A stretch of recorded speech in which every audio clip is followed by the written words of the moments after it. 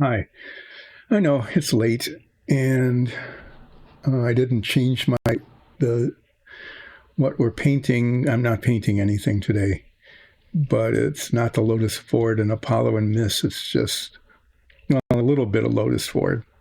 I mean, a tiny bit, but it's mainly Apollo and then miscellaneous.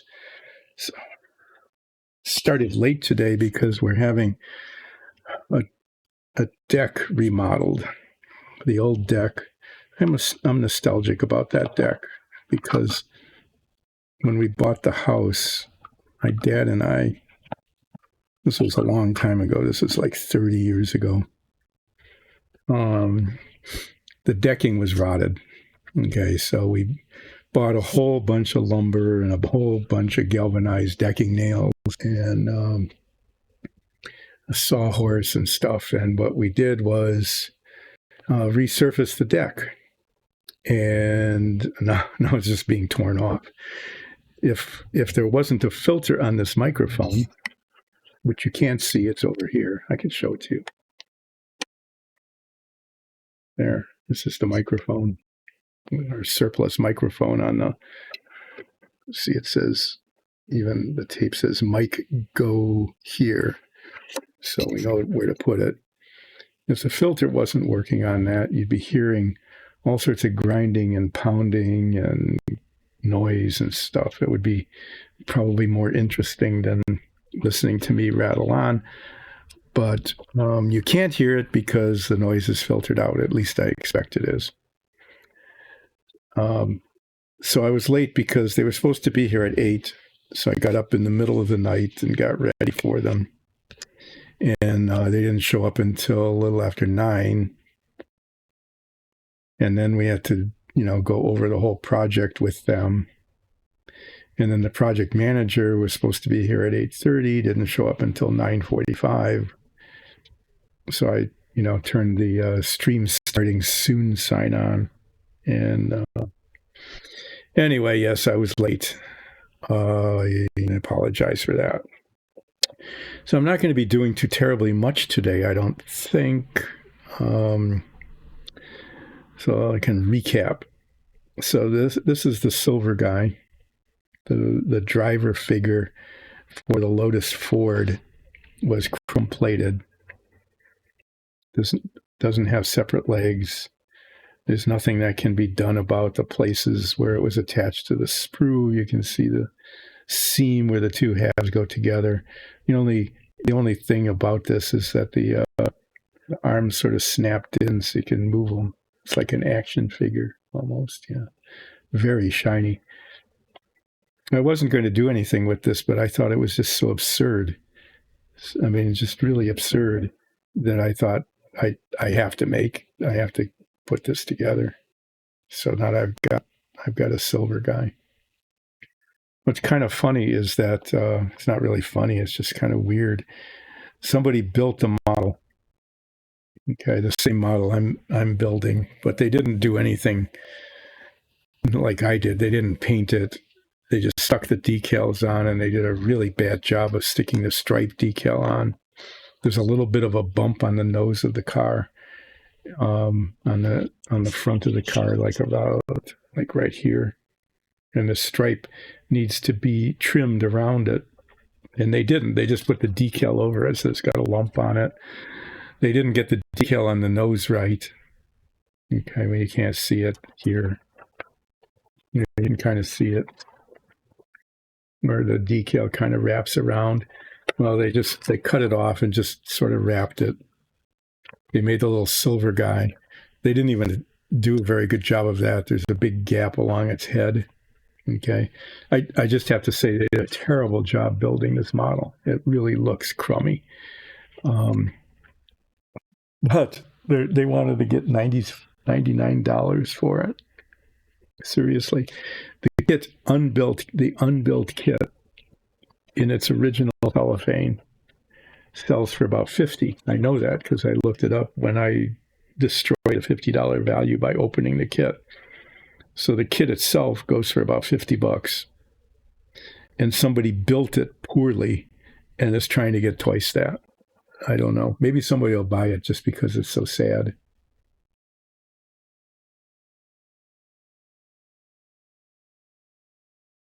Well, I'm a Zoom camera guy. Oh, my camera person is doing such a great job rotating the camera. I think it's oriented right. There we go. So I printed these out. As you may know, I attempted to put the decal set, the aftermarket, historically correct decal set, on the side of the car, thinking that it would just be one solid decal. Like all of this would just be on one decal. The decal that comes with the kit is like that. And so I did. I just cut it around all the edges and then started to slide off. And it turned out that each one of these little bits, every one of these little bits, including the stripe and the word and the powered by and the Lotus and that, all of those are separate decals. And they just, when I started to slide it off, expecting the whole thing to slide off, just little bits of it slid off and they stuck to my fingers and they fell. And one of the Ford just crumpled up. The only thing that stayed intact was like 2 or 3 of these and the 82 and the Lotus. That was it. Everything else was ruined. And so I went online and I found the place that made that decal set, which I bought apparently in 2003, which tells you something about my model building. I expected to build it way earlier. But I didn't. But they still make them. I can't order them until September 1 because they all went on vacation. But when they get back, I'll order 2 sets of decals because I'm probably going to mess them up. So the thing is, when I looked at this, okay, and here's the one on the other side. This is the real car. You can see Jim Clark is still sitting in it there. That's pretty cool. And I wanted to see what the right side of the car would look like. The only thing that's pretty consistent is the Enco Tiger, the Lotus powered by Ford, and the 82. Everything else is really kind of different. You can just see here. No, you can't.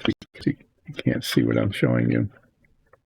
Like on the right side of the car, okay, behind it, where the rear of the car, you can see the Premier and the shield, and then this rectangle is here, and then that's there, and the bear is there, and that's there.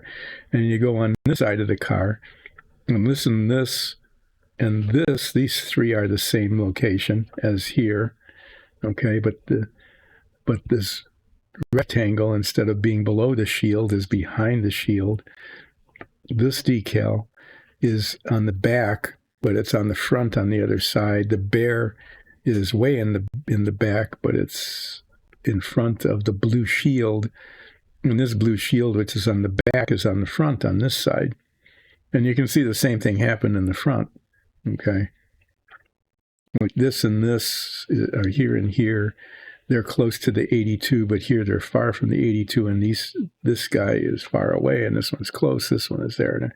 So I think, in fact, when I've looked at pictures before, I think what's happening is that like this part and this and the 82 might even be painted on.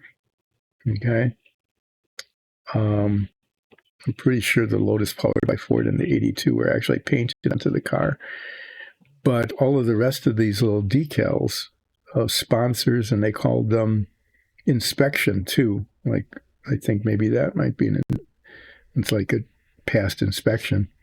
They just kind of put them on. And so it really makes sense that the decal sheet that I got and an aftermarket, each one of these is individual because they don't go on in the same place. The other thing I found out when I tried to just slide, when I tested the fit, is that they don't, it was too big. So when I do finally get the decals, I'm going to put, the Tiger guy on, the Enco Tiger, and the Stripe Lotus powered by Ford. That's really important. And the 82, I'm going to get those on as close to where they need to be or should be as possible. And then just take the decals one at a time and stick them on. And sometimes they're practically on top of each other like that, or like this. I mean, they're really jammed close together like this, and sometimes they're just far apart, like that. It'll be a chore. I mean, there's a lot of them, and there's two sides. But eventually it'll get done. I'll probably spend like a week putting on decals. So that's why these pictures are here.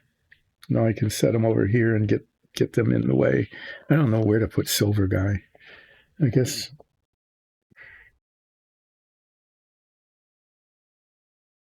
I'll just set it over here. I'll put it away later. I need to go wandering off. And you can look at Set Ralph. So the thing I need to work on is the Apollo. Here, we'll switch out. I'll open a box. Ta-da.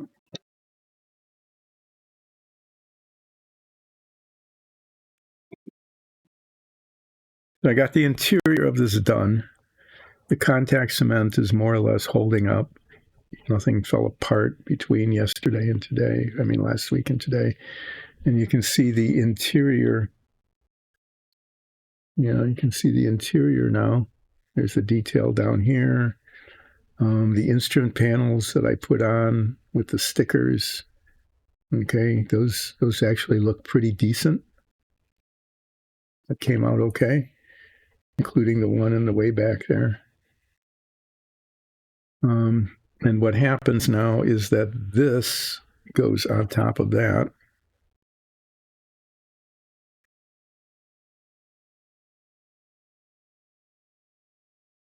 It's an alignment pin.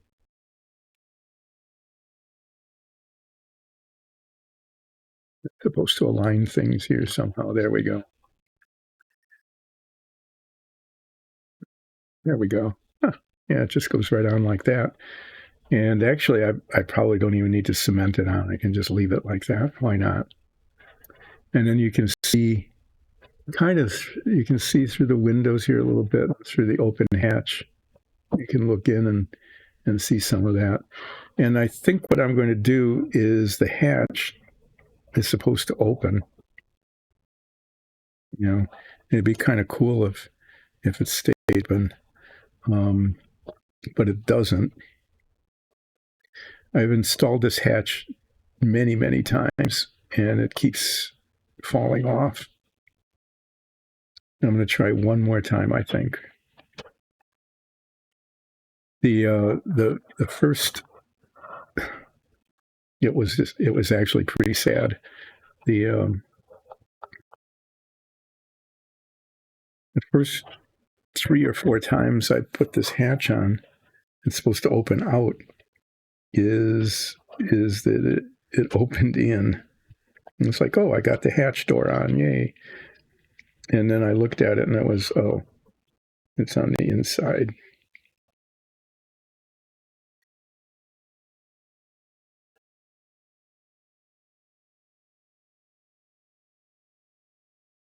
It actually goes on much more easily from the inside than the outside.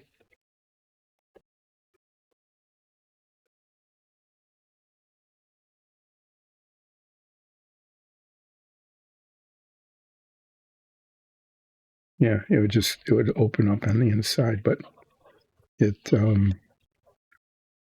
supposed to be one of those things where you push down on this side, and then this little, you can see there's a big pin and a little pin. Is the big pin is supposed to go in the hole there, and you push up on it, and then there's supposed to be enough clearance. So you can see why it's so much easier to get it on the inside. But if I do that, it doesn't open through. That is, you would think that I could put the door on and it would open on the inside. You would just swing it open to the outside, but it doesn't. It doesn't do that. I guess what I'm saying is, if I hold it on the inside, I can get the pin in. I mean, that goes like that, right? Really easily. But then the door, oh, it did. Never mind. Never mind what I was saying. Forget everything I was saying. I want that door to stay open like that. Um, that was shocking. I mean, I don't know how that happened really. So technically, what I should do is I should attach this with like contact cement or something. But you know that it seems to just when I sort of snapped it on, it just seemed to stay there. No, stay open. If I can get it on again.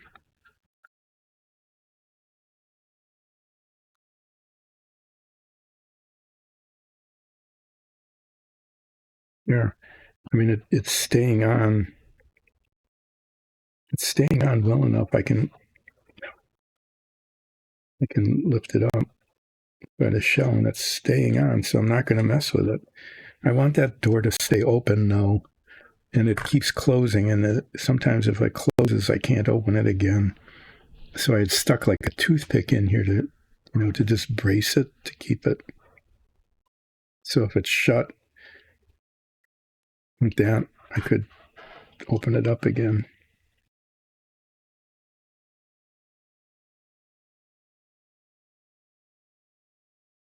There has to be a better way to do that.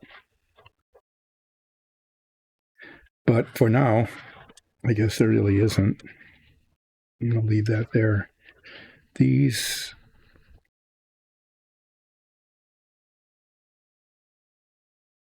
come. Yeah, see, that's why that's there. um, painted it. Painted on. You did a good job painting this. Huh. That sits on there like that. Okay. Then the escape tower attaches to the top of this here, and then this little cone for a launch during the launch.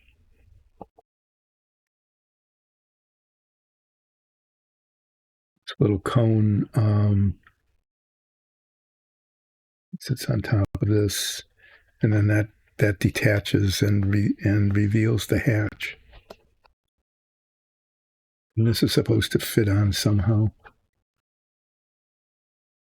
There's an alignment pin on there that I think is supposed to go on, like this. Or maybe I'll just rotate it.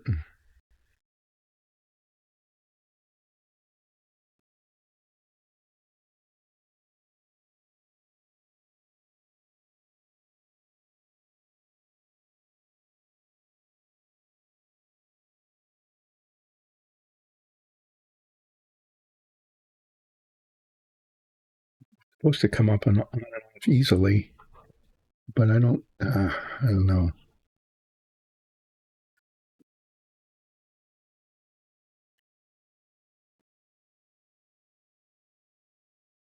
Mess with it too much because then I'll there.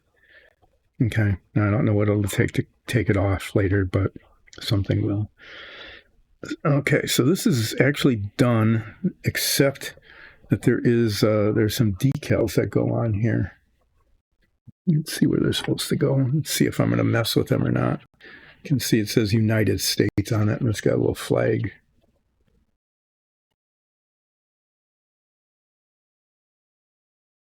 Either side, yeah. It would look better with the decal on.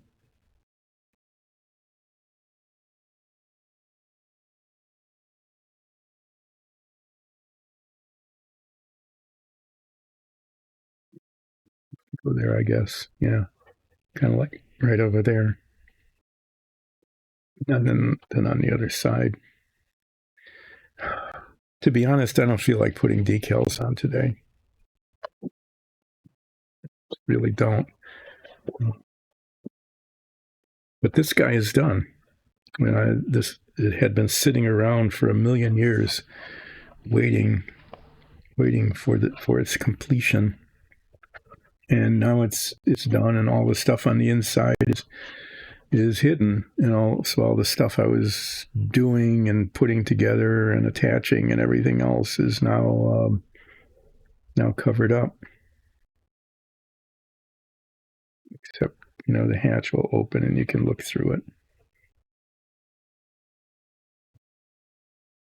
The another box full of parts I was supposed to get. Picking stuff up.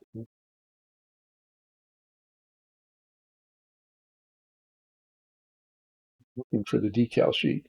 I know you can hear me talking to myself. That's what I'm doing.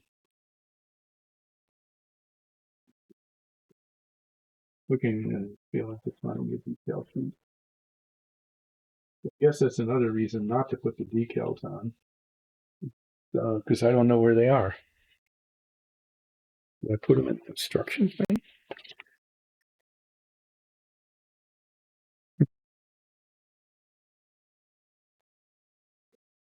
Maybe I'm having like a PTSD thing with decals. Yeah, still around. Still looking for the decal sheet. Still not finding it.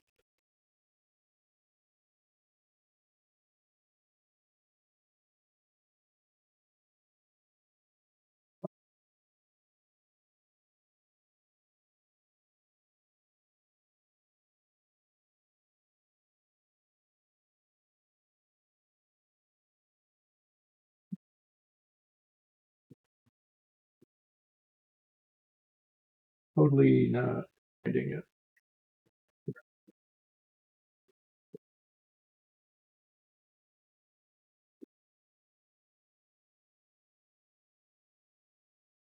Getting this other box of parts here.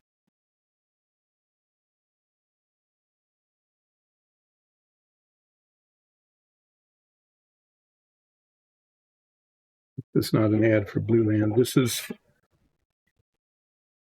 this.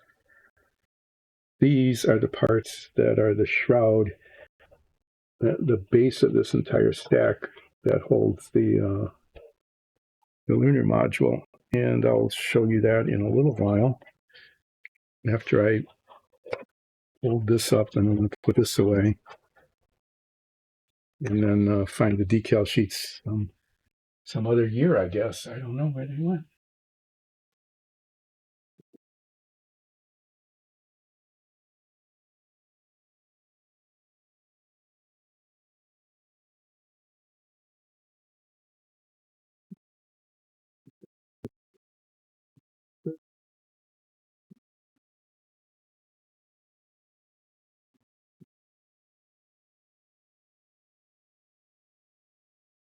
There they are. Yeah, there's the United States with a flag, and those are supposed to go on the side of the model. This, I think, goes on the service module. I'll have to check sometime. But they exist. Okay, there they are. And I'm going to put them.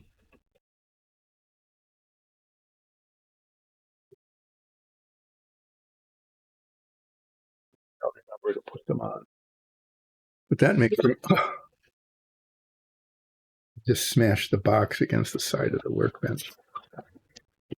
Hopefully nothing bad came of that. This part I didn't do. Okay, the command module I didn't finish because I was getting the stickers for the control panels, and I took a year to do that. And I finished the Savoy S21 in between, and almost got the race car done. Sorry, just there's things aren't right here.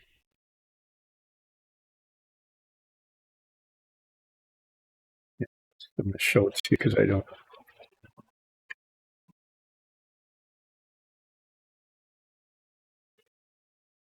Savoy S21.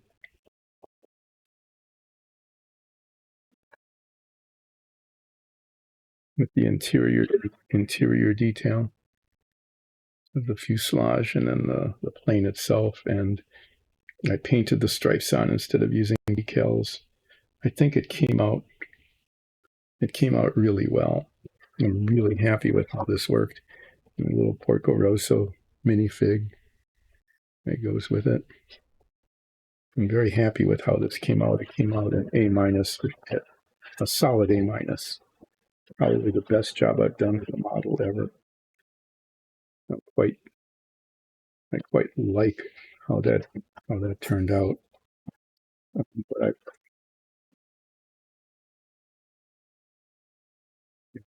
But you sort of saw it. I'm going to put it in a safe place because I'm moving around here.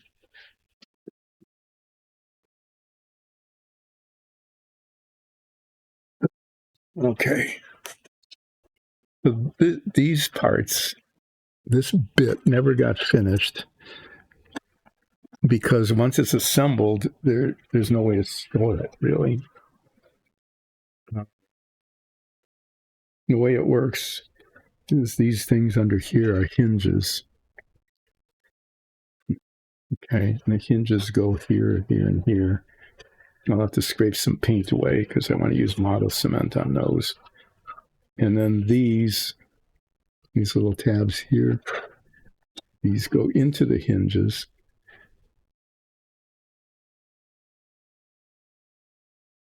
That. Okay. And what's supposed to happen is that they lift up and fold down. Nice, huh?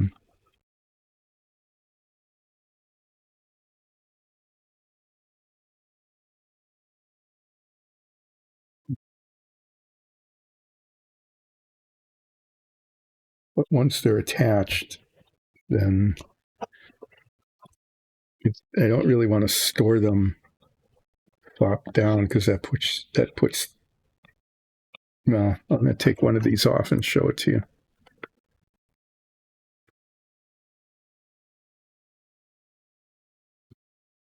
So in order to get these cemented on, okay, this goes. See how it slides up and down like that?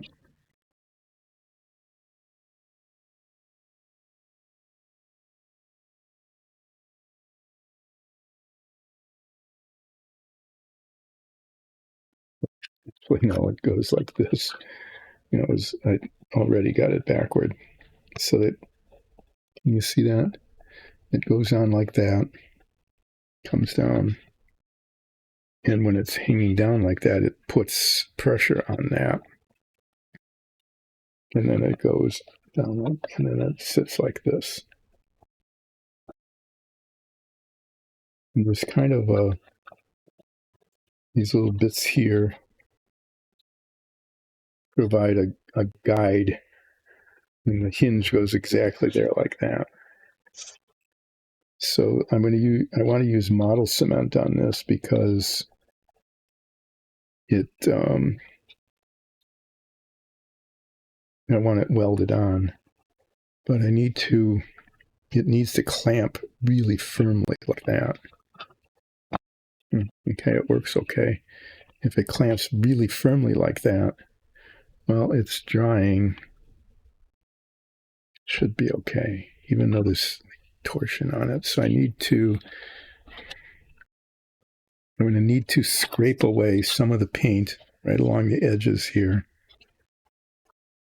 so that this bare plastic is up against bare plastic so it will weld on.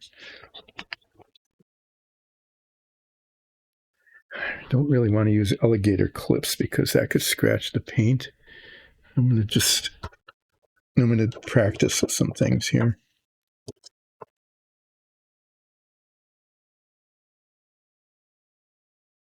I don't know if this will work.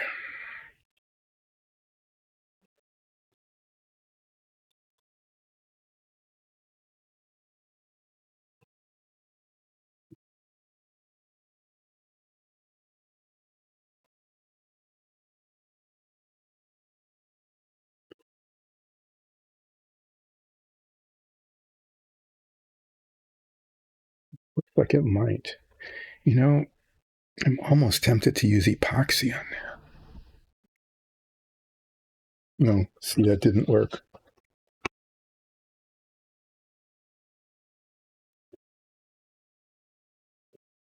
If I use epoxy on this, I can do one at a time. I just need to hold it for like 5 minutes, which isn't all that hard to do here.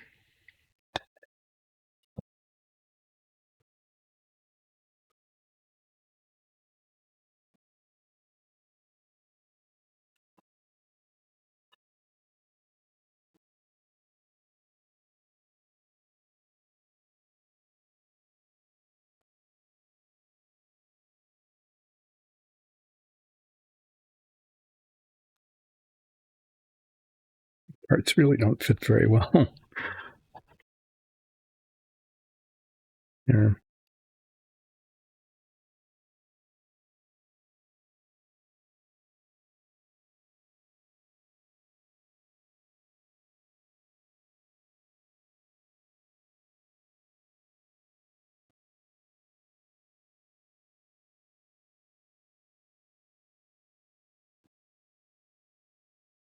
Trying to see if they're like interchangeable. It looks like it doesn't matter much which ones are where.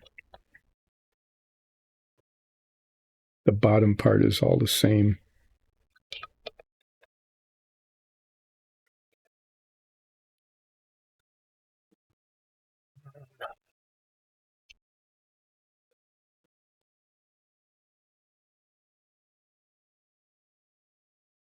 Yeah, see, the thing is with model cement, it would have to be held in place for a long time. And the toothpicks worked okay. I mean, the close-ins worked okay on the top, but the bottom came up. They clamped it on the top. With epoxy, though, I don't have to do any paint scraping. And it sets up pretty quickly. CA glue would be really good for this here if I knew that I could get it on. Hi, Aman.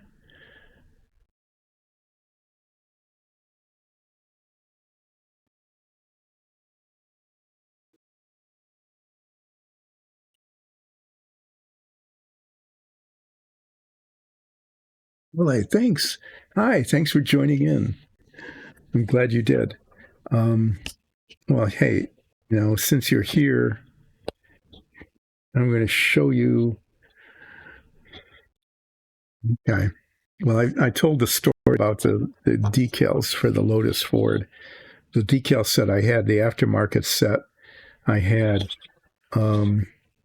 each sponsored decal. Each sponsored decal. Now, show you some. Yeah, let me just show you what's going on.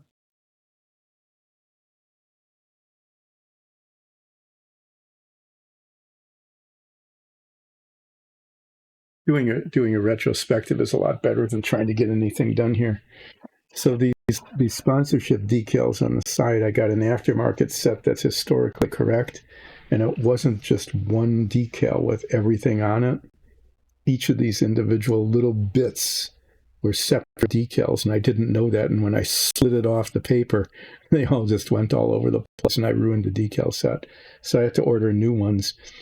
They're not taking orders until September 1, but then I'll be able to get those decals. And once they show up by the end of September, probably, then I'll go back and finish the Lotus Ford, which otherwise is, pretty well complete except for little bits like the air scoops and the rear suspension and this little rectangle bit here. But what I did do is I finally finished the command module for the Apollo. Here it is. And if you open the door,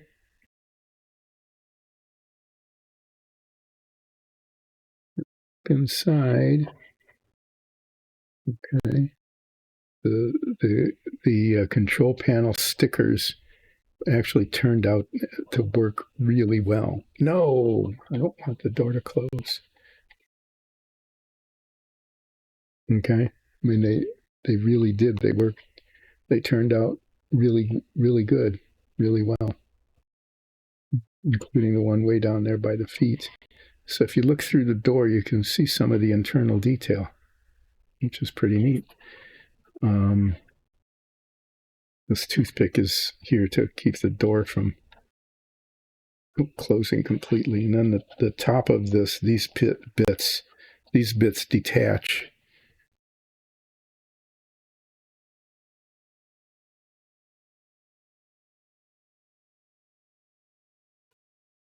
To expose the hatch And when it's about to land, this is jettisoned, and then the parachutes show. I'm just going to leave them off for now because you can see that they go on and off. So this is done other than the decals for United States, which I haven't put on yet.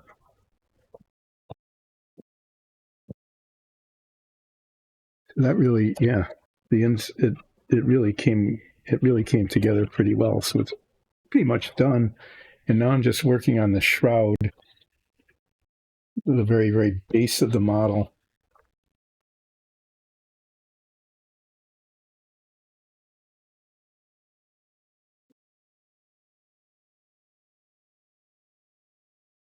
This bit here, the base with these panels that go on it like that. That holds the lunar module. And I hadn't done this before because once it's put together like that, it's just tall and it's really hard to store. So I'm just going to have to get some sort of vertical box to put it in. There's a little Mars on the paint, but there's that. So these little hinges go on like this. I decided I'm going to epoxy them on. If I could use CA glue, this would be a good place to do it because it would grip right away and hold really tight. But I can't always, as I've said before, I can't always be sure. Oh, hi, Dami. Thanks for the follow. I really appreciate it.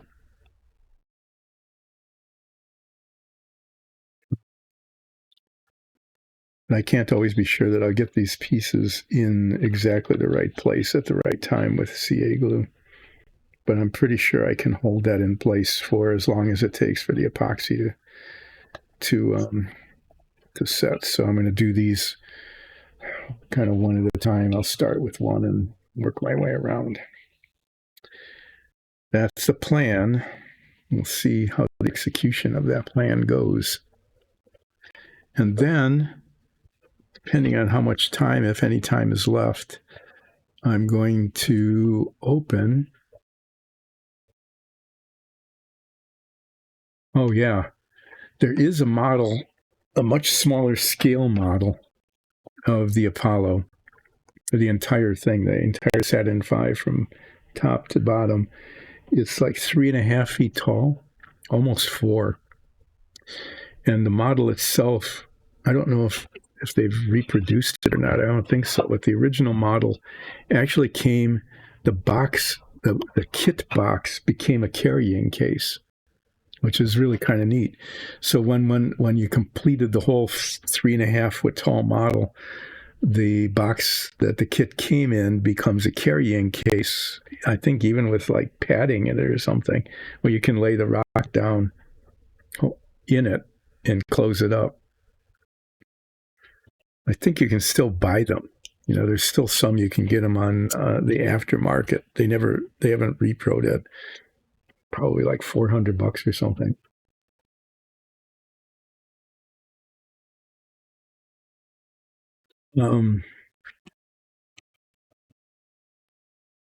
Well, let's just get on with it here.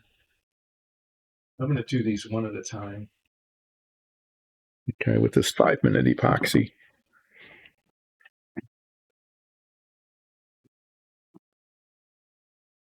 I use this, oh yeah, for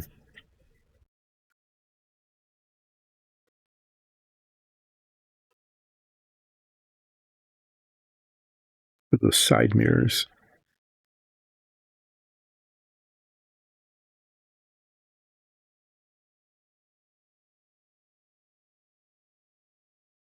So I decided for sure that the next model I'm going to work on, I wanted to do something that would be, you know, I really enjoyed doing the Savoia and getting that like at the A minus level instead of like a B minus. The submarine was, the submarine came out as like a solid B. Some were B plus sections, some were B minus sections. The Apollo, I think, came out, as a solid B plus. The Savoia came out as a solid A minus. The Lotus Ford is in the, that same range. But I wanted to do something that was less challenging, or if the parts didn't fit that well, or if I messed it up, it would be okay. So and Ole Brager has seen this before. I am, in fact, going to build the Star Trek Enterprise Command Bridge 25th Anniversary Edition. Oh, if it was this scale, yeah, it would be at least that. It would be like 8 or 10 feet tall. Because this, I mean, if you look at the Saturn V, this is probably 15% of it, the part that I'm working on.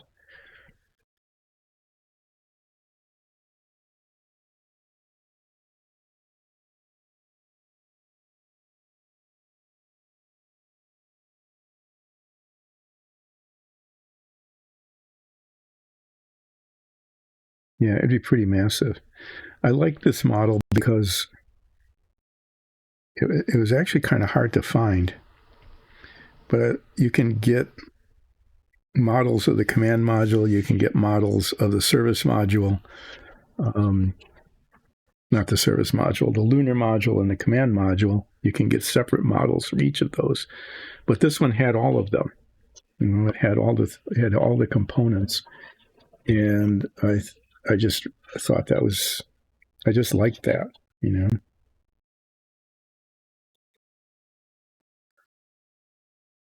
How did I manage to get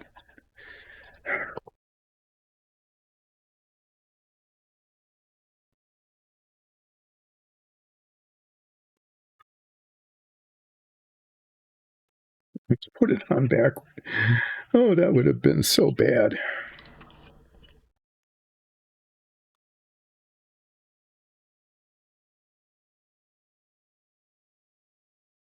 Okay, now, given that this is 5-minute epoxy, I need to spend the next 4 minutes just doing this. Ole, how's your daughter doing? Has she started skating practice again?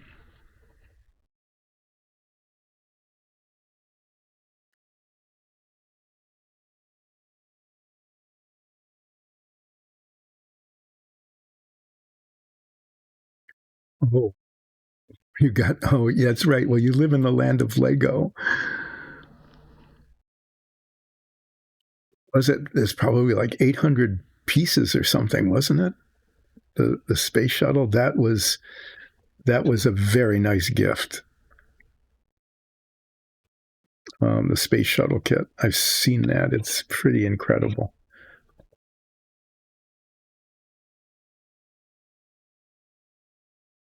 Did you pick it up at Legoland?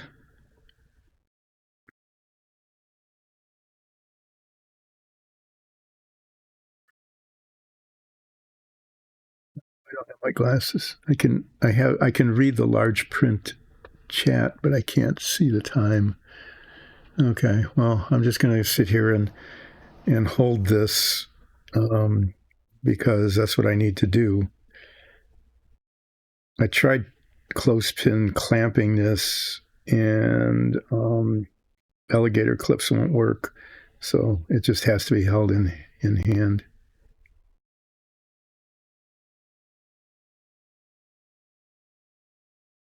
Oh man. Oh yeah. Well, her feet probably grew, right? Um,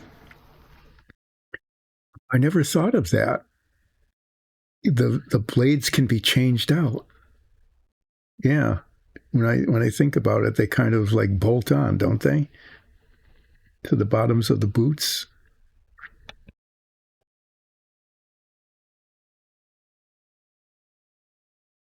So yeah, I know this new job is taking up a lot of your time. Maybe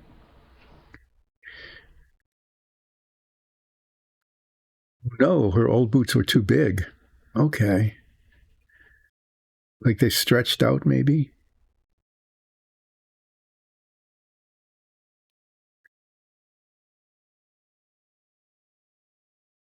So how often do you need to change the blades on skates? I never really thought about that.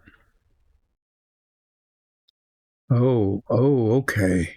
Oh, that's not good.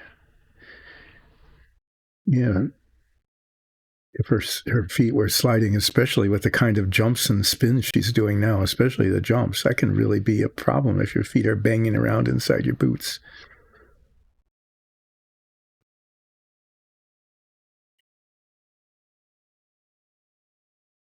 So how do the blades attach, and how often would you have to change them out? I'm just curious about that now, knowing nothing about it at all.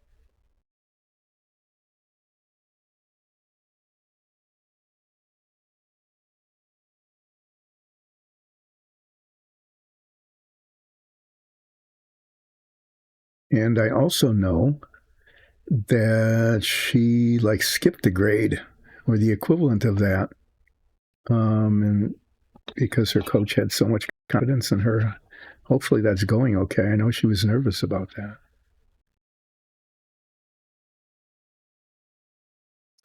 Okay, yeah. So they're kind of screwed or bolted into receptacles on the bottoms of the boots.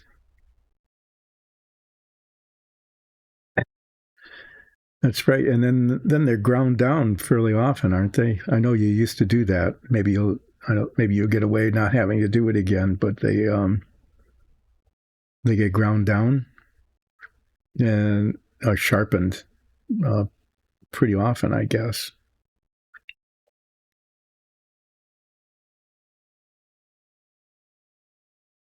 My fingers are getting sore. At least that. I'm putting pressure on this.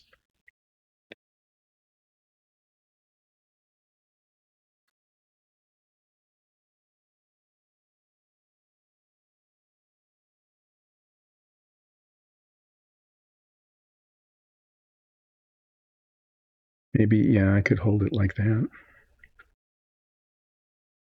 I could probably let it go, but I don't. Well, that's good. I didn't get epoxy on that, so it's moving.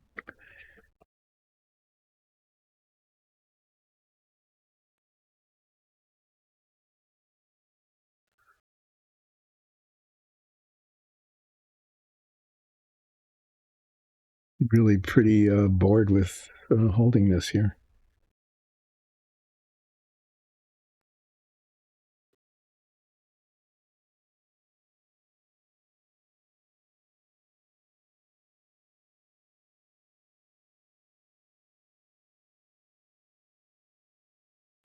So on, see if I remember these skates on figure skates, the toe of it, is that the rocker that you mean? If you use it for spinning, it's like serrated, isn't it? And you're saying it was just like ground down, and so the teeth, little teeth, weren't working. That could make spinning kind of difficult because it doesn't. They could slide around on the ice. Oh no, those are the teeth. Okay, the rocker.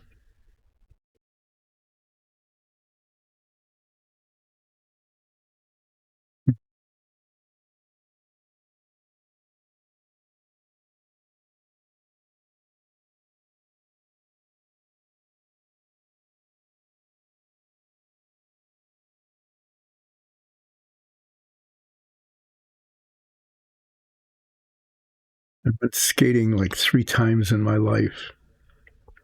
There was when we were growing up, when I was in grade school, about 2 blocks away, they used to flood.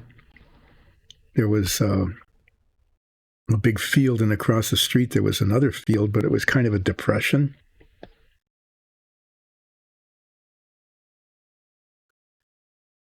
Oh, okay.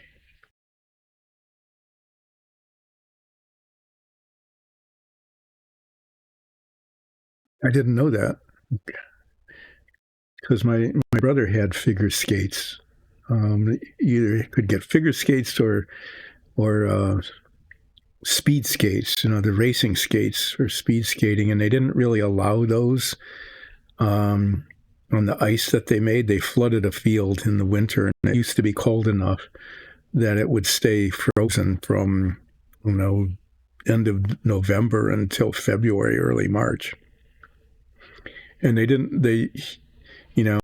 was, people wanted speed skates, but they didn't allow those because they were just so long and the blades were pointy. They were sort of dangerous. So people had to use the figure skates. And I remember the teeth on the front, but I didn't remember that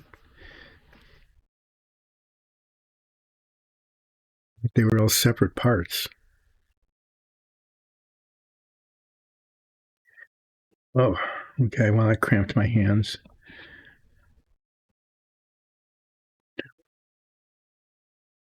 What I've got going here is that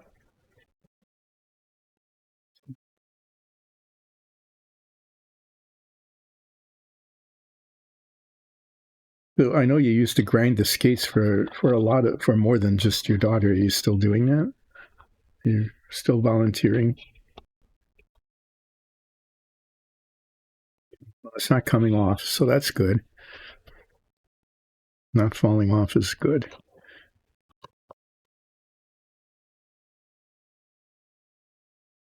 I want to put the one on the other side. It's so awkward.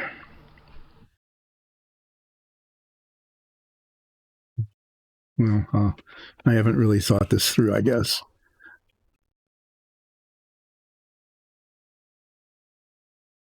And I'm not going to. Okay. Well, that would have been the reason why, is that they had just the teeth, and it was a solid blade, and it wasn't necessarily that they were cheap, but it was 55 years ago. I mean, it would have been at least 55 years ago. Oh my God. Well, I'm really sorry to hear that. It gets scary when you get a fever like that.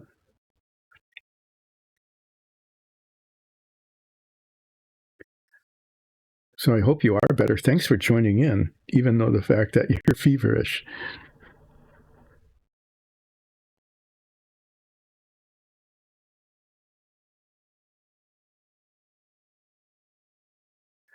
Thank you for your time.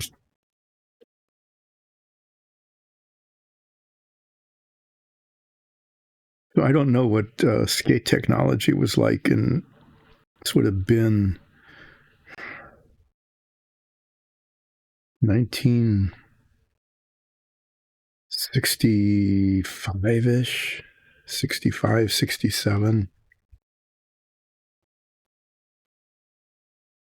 It's almost, oh geez, it's like 60 years ago. Yeah. It's kind of, oh my God. That's really kind of scary when I say that out loud. That I remember what my brother's skates were like 60 years ago. And I remember the teeth in the front, and there wasn't any rocker, because I don't even know if he was able to get.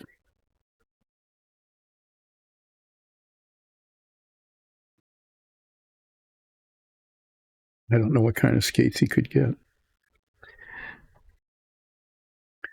He would go skating every night. It got, we're fairly far north here, not quite like, not as far north as Denmark. Our latitude is actually kind of about the same as, believe it or not, Rome. So that's fairly far south, but in the winter would go skating every night. I think I went skating at this place like twice, and it was wet and cold, and I just didn't like it, so I just never went back.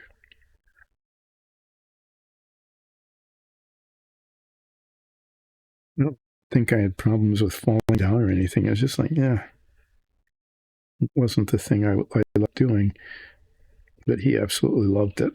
So that's what I remembered about skates.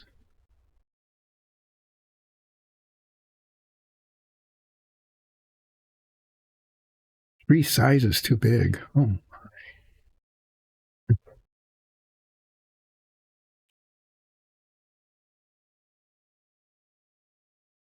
my, oh, wow, there's a zero there that I didn't expect to see.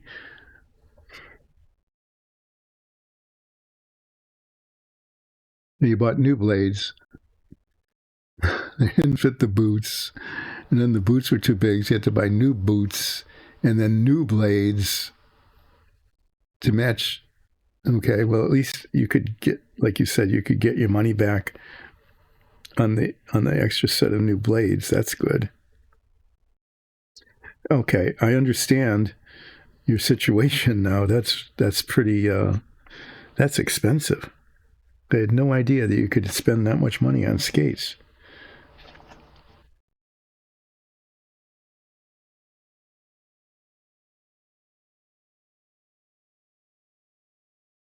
I hope she has a very good season.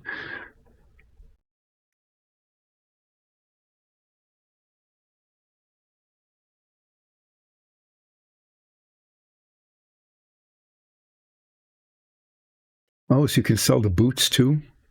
That's good. Not just the blades. I can understand being able to sell the blades. But if there's an aftermarket for the boots, that's even better. Um, okay. What I'm complaining about here is okay.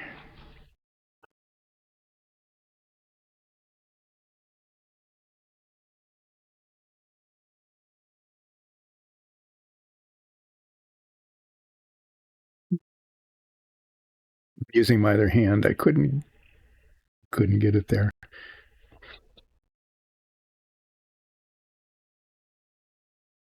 You can get back a little less than half. I guess that's okay. Especially getting, for the new blades. That would be a shame to buy new blades and then not being able to recoup your investment in the new blades. So she's tried these new boots and out, and they're working much better.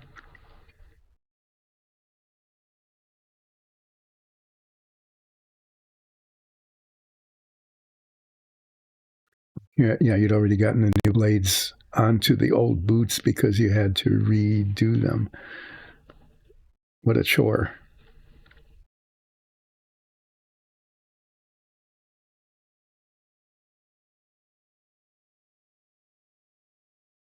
So the new um, her new skates, are they working better?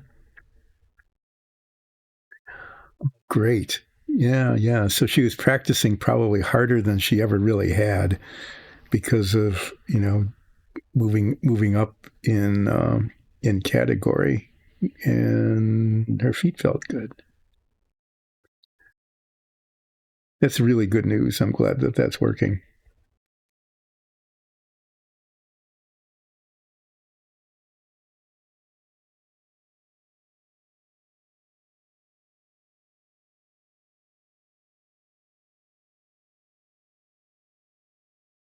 So I heard that she's taking driving lessons too.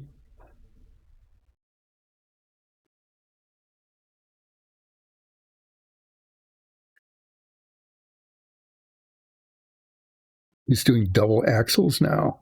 I know she just started trying that at the end of last season.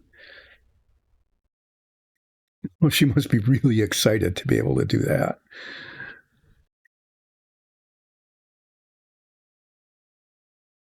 That's huge, and to be able to do that like 3 times,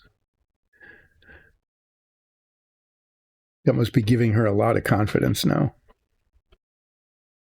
her coach was right about her skill level, I think.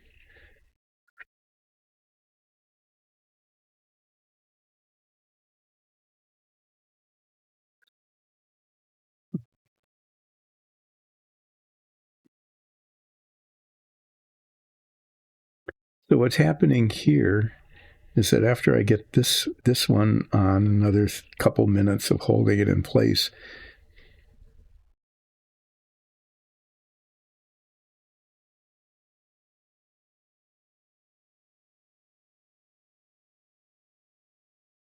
mm-hmm, about 16 hours with a teacher. Do you have after that? Is there a requirement for supervised driving here in the states? In our state, I'm trying to remember now. It's a long time ago that the kids were driving. I think in order to you get a temporary license like that after a set of lessons, um, but then you need to get, I think it was like 50 hours of supervised driving. And I did that with the kids. Is you need to drive with them at least 50 hours, of which 10 need to be at night. And then after that, then you can take your driver's test and get your license.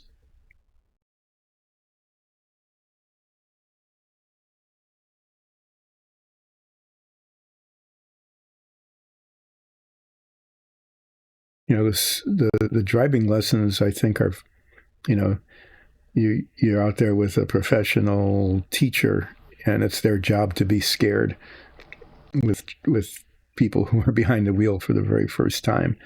But then parents or an adult licensed driver needs to be there for the rest of the time that they need to put in to get a license here in our state.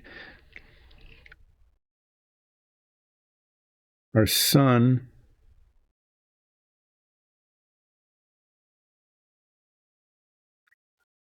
how did they do that? The maneuver track. Okay, that is really cool. We had to. I decided that was a really important thing to do. Is essentially the maneuver track. It's not something that is provided otherwise, but they have these schools that you can sign up for, and I took them there, and they do like skid pad training, emergency braking, uh, steering for avoidance. It's a really, really good thing to go through because otherwise you never have a chance to do things like slam the brakes on hard. Oh, actually, that's really good. It is a good thing. Let me tell you that after they've been, I think like the parents are supposed to take them out after maybe 8 hours of driving, and there's classroom too. Um, it's that first couple of times on the road is pretty scary, I have to say. So now you have a really good excuse not to do that because you're not allowed, which is really good. Otherwise, yeah, it's a little bit scary. Our son was not very good at driving, just not attentive. Um, and so, like, we'd stop at an intersection and not see a car coming from one way or the other.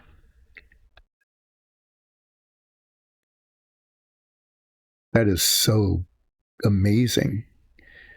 I mean, the first aid part is, yeah, that's really cool. But the ice rain track, and to have that much time on it, yeah. I mean, it's really hard to find that here in the States at all. But it really is an important thing to have experienced that. I mean, it's an important thing to have experienced a car sliding, going into a skid and learning how to recover. You can read about it, but steer into the direction of the skid. No, they're just going to panic, slam on the brakes, turn the wrong way, and get into deep trouble unless you practiced it.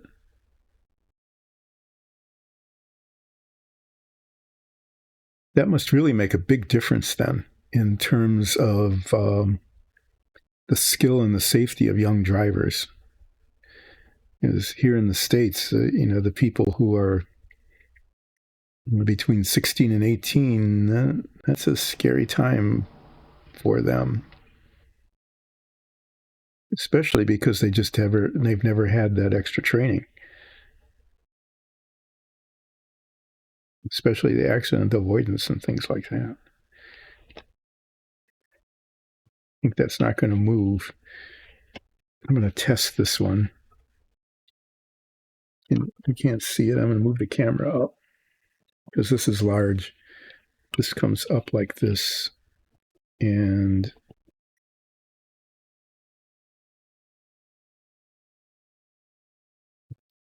sets. Huh, it worked. How about that?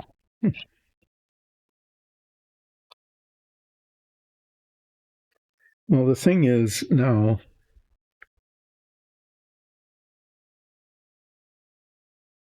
Okay. Yeah, here in the States, they have to have a driving test with a certified tester, and they're not usually law enforcement officers, but they're you know civil servants. That's got to be so nervous sitting there with a police officer.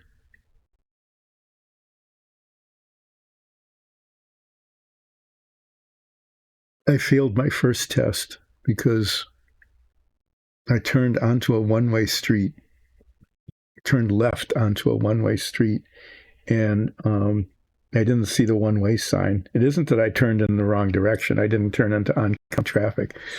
When you turn left onto a one-way street and there's two lanes, you have to turn into the leftmost lane.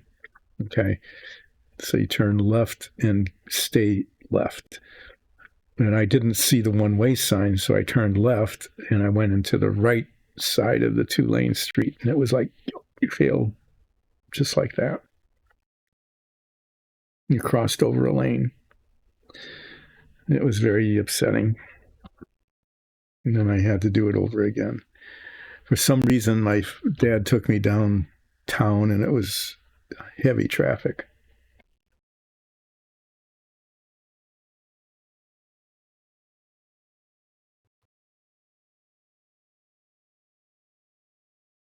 That's an excellent training program. I have to say, I'm really impressed to hear that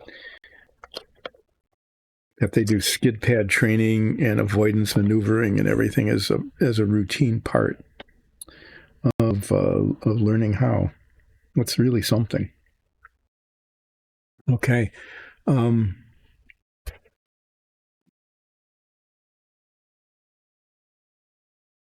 need to.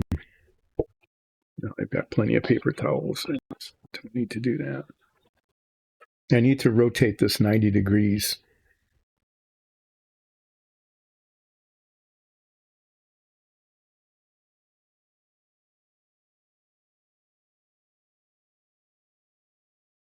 Okay, during mostly sort of daylight hours. When they start 17. Here in the States, they start that at 16.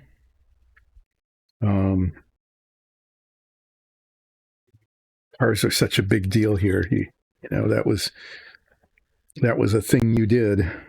You had to get a car and drive. It's less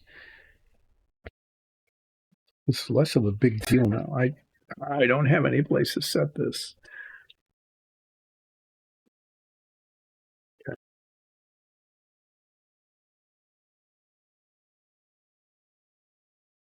Fumbling.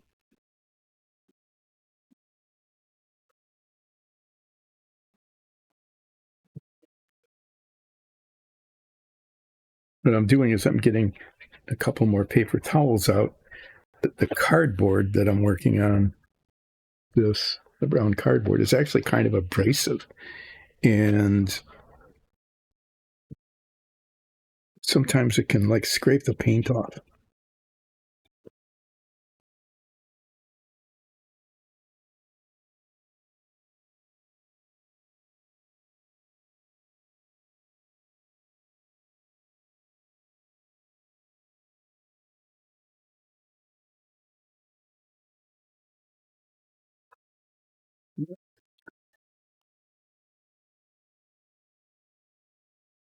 I'm going to have to.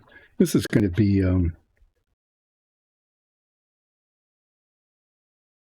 This is going to be a thing.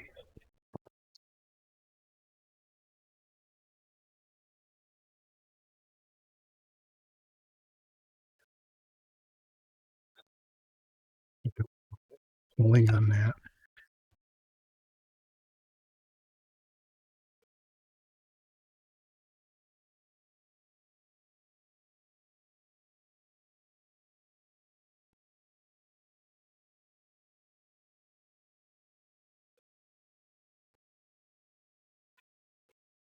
What I'm doing is I'm getting some little cups here that'll take. I'm taking the pressure off of the hinges. We're putting these little cups underneath here like that, which then makes the paper towels kind of pointless, doesn't it?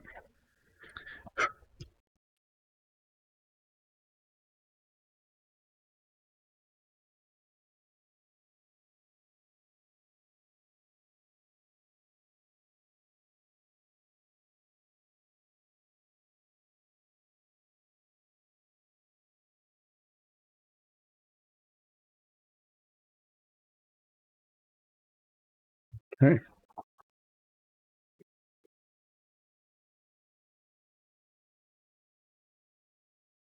Okay, so now I'm going to have to reach over and do these without bumping these around too terribly much.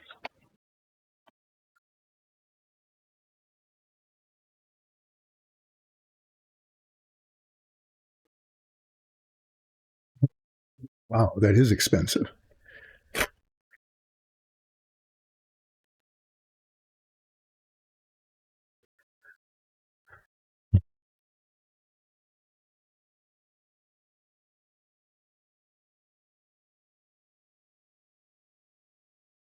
Hey, I don't know what it costs now here in the States. I don't remember it being that expensive, but it was not nearly as comprehensive either. You know, like when I took them to the test track, just just to to do a couple of hours of skid pad training and emergency braking, I think that was probably like $500 a piece. It was pretty expensive, but that is expensive. Do you have a problem at all of like people just driving the car without having gone through that or having a valid license? Does it ever happen?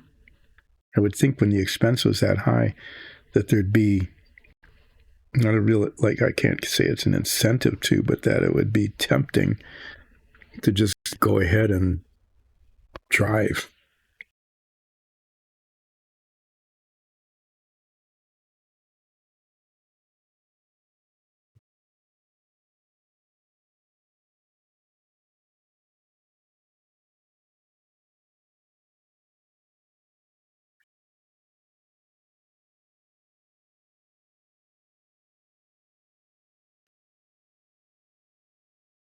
That's a big deal. And that's a major expense. Okay, yeah, I would expect that would actually happen.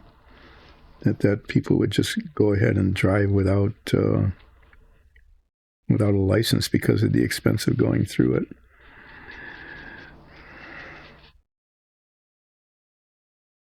I don't think here we just don't take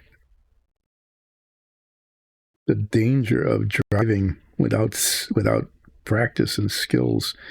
We just don't take it as nearly as seriously as we need to.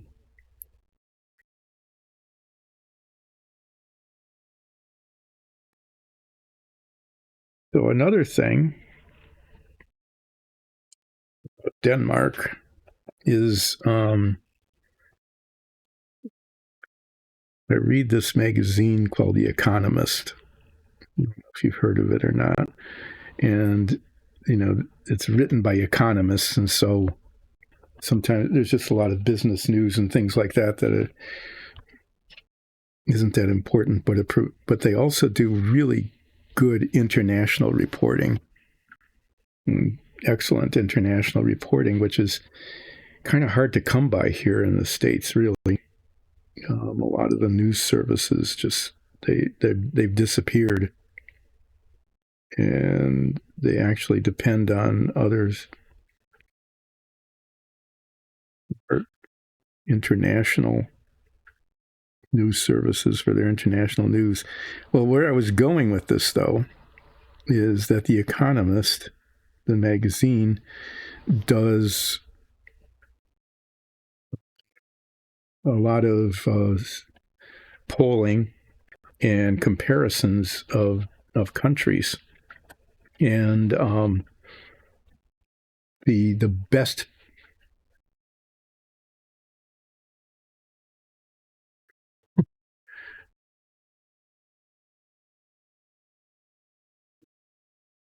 Yeah, that should get your attention. That's really good. So you probably won't be surprised by this, but the best place in the world to live, and they look at quite a number of variables, you know, um, happiness ratings, basically, some subjective stuff as well as more objective measures like purchasing power or parity, how much you can get for your money, number of work hours, that sort of thing, even climate. So the best country in the world, number one ranking, is Denmark. And it's just amazing. I mean, that your country is just, I think, right up there. I think your neighbor to the north, Norway, is like third or so. I think Switzerland and Singapore always rate pretty high, but probably one of the reasons why it rates so highly is that your drivers are well trained and they don't go around killing people on the roads like we do here. I don't know if you agree with that or not, that you live in the best country in the world to live in. But a highly respected magazine that looks at a large number of different variables says that you are.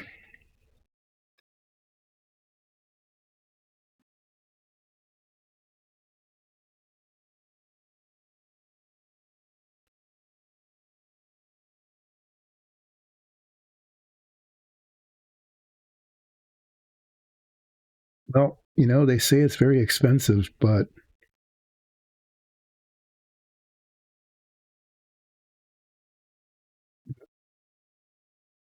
The Economist at least thinks that it's worth it.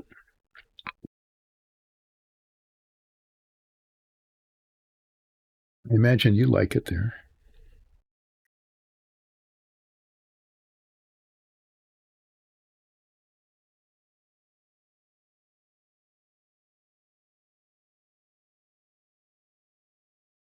So would you recommend it as a place to live if one were just coming from another place? I think I got that on right.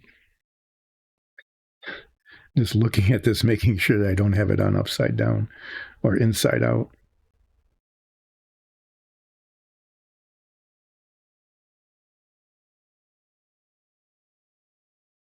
Yeah, and the education and medical services are pretty good too, from what they said. That your country ranks highly on both of those, and those are really critical. See, a lot of people in Europe actually think that those are things that are critical for a good society, that they should be available to people and that they should be of high quality. Some countries, much more transactional countries, I guess I'll say it, they say, well, you get what you pays for. And if you can't pay for it, you don't get it.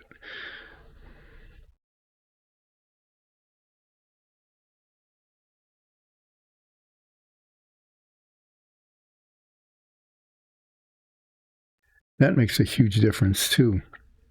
Um, Old age care, because that happens here in the States, unless you have a family member that's willing and able to provide that care. And how do you do that and still have a full-time job? It's extremely expensive. Nursing home care, I haven't looked at it lately, but I think it's more than $60,000 a year. And the only public health insurance doesn't cover it. Health insurance doesn't cover a nursing home. You can get this long-term care insurance, which is really quite expensive. And this thing called Medicaid, which is for people who have no resources at all, in some states will pay for it, but you can't have any money or assets. So there's actually a whole process of if someone needs nursing home care, of getting rid of all of their money, just getting rid of it so that they can afford. It's kind of weird, right? So you have to get rid of all of your income, and that's just amazing. So you get home health care as part of that. Sometimes here the only way you can get help is to get rid of all your assets and your income. Oh yeah, please take care of yourself, and I hope the antibiotics kick in. When I check back on Wednesday, I hope that you will very quickly drop in and say, "Oops, I'm feeling better. I got to go." So take care of yourself. I hope you get better soon. Thanks for dropping in. I really appreciate you taking the time, and congratulations to your daughter on doing so well with her skating.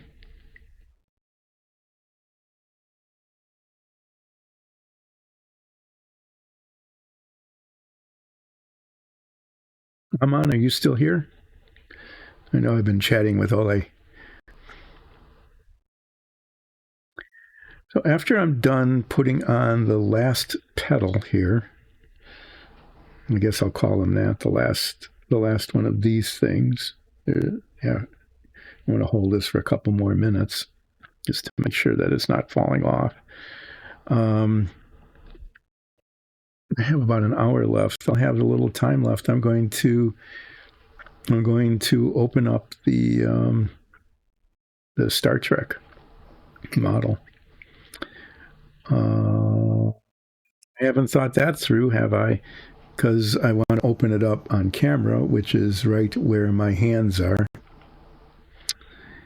But I can't do that if this is here, because this is where it'll be. Okay. Yeah. One more. This. Well. Yeah. Okay. What I'm going to end up doing is I'm going to move all the paintbrushes out of the way, which you can't see. They are in front of me, about 2 feet away. If I move all of those out of the way, and then very carefully move this entire thing, including the supports and everything, I can get enough space in front of me for the Star Trek bit. Is this?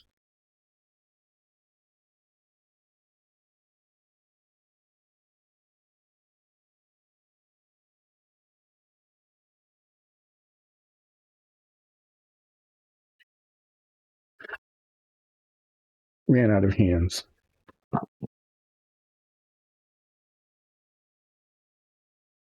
Again, using these so that there's no pressure on the hinges while the epoxy goes through its final settlement.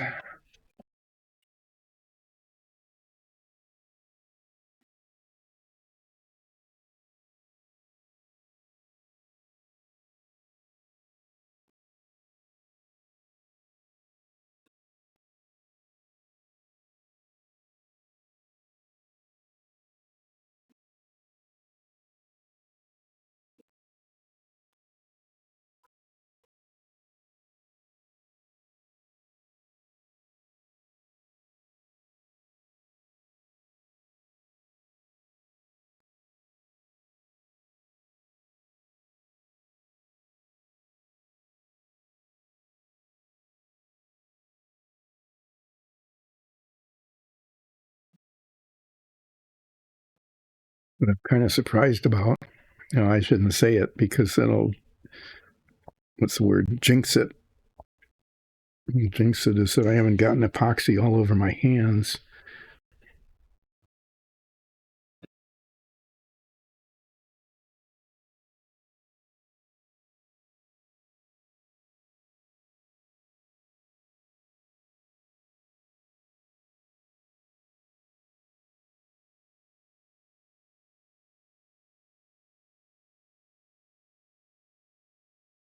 I have some time here. I'm going to get some things. I'm going to put some things out of the way. Thing is getting large now. This last pedal goes on. It's going to be large enough to be large in a way.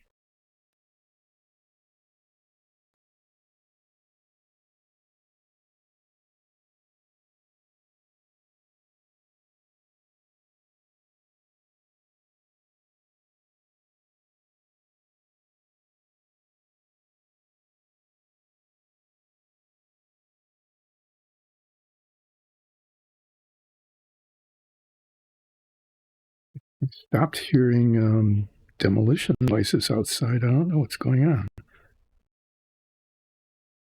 I think I'd mentioned at the beginning of the stream that we're having some exterior construction done, and they're doing the destruction phase. They're demolishing a deck in order to put on a new one, because the old one is 30 plus years old and not as good as it used to be.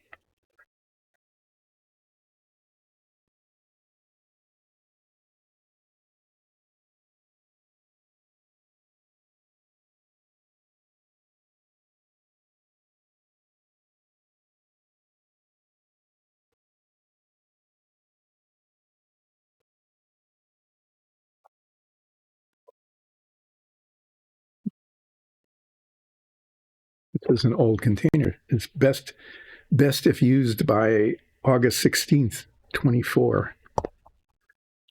I'm assuming that meant the contents, right? Best if the contents are used by then, not the container itself.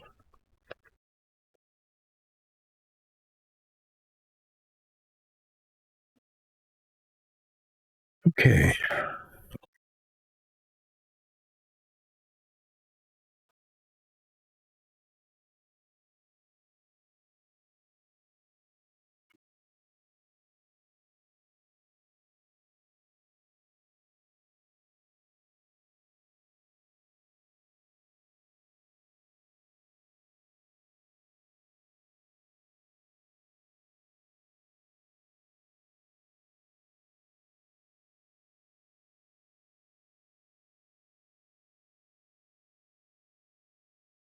Oh, it would be easier.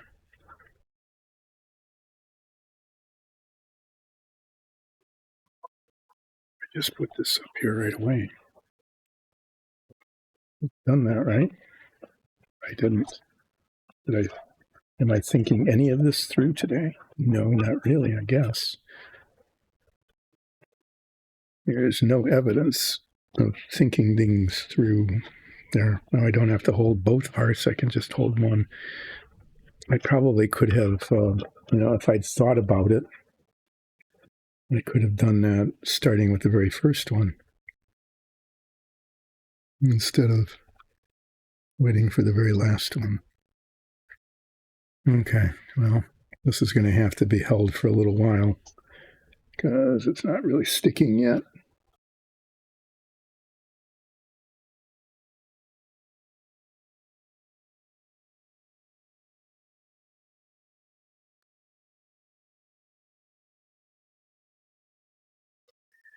All right, so while I'm holding this for the next 3 minutes, waiting for the epoxy to set enough so that I don't have to hold it,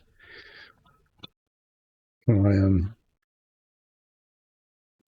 trying not to mess up everything else, I'll give a recap. I'll talk about Dyson Dungeons, because I should do that. Dyson Dungeons is a group of family and friends, and we put on a Dungeons and Dragons show. That's what Dyson Dungeons is all about, is our D&D show, which is an amazing show. It's not just playing game in the basement. It is, our DM is an amazing voice actress. I guess I could say it either way now, right? Gender neutral word, actor. And just brings the show to life with all sorts of interesting NPC characters and foes, friends and foes, sometimes neutral. There's 3 of us players, and we are also really good at staying in our roles when we put on a good show, and you should watch our D&D show. And it's with a live chat on Sundays at 2 Eastern Daylight Time. It's still daylight time here. Or you can catch all the old episodes. Sorry, I'm just leaning here because I'm holding this and just, dozing off while I'm just holding it. YouTube. Watch them on YouTube or listen to them as a podcast. Either way, they work really well. And the YouTube connection thing lets you catch up with some of the old episodes, and you can get to know our characters, that way by watching the old episodes and watching them as they develop, and some of the backstories and in-jokes that happen over a period of time with any kind of show. So that would be a good way to do it. And this stream was a spin-off because we make our own dungeon tiles and minifigs for the show. And then I paint them. And our DM decided that we should stream the painting because I was painting them anyway. So we got some, like a little ring light camera and a microphone and an excess stream deck that was not adequate for the show anymore, but adequate for this, and said, here, go ahead and paint your stuff, because just like you would otherwise, but now it's going to be on a stream and some people might watch it or listen to it. So we used to have music playing in the background of this spin-off, but that stopped a while ago. So now I mutter on and try to fill the time by talking about old cartoons and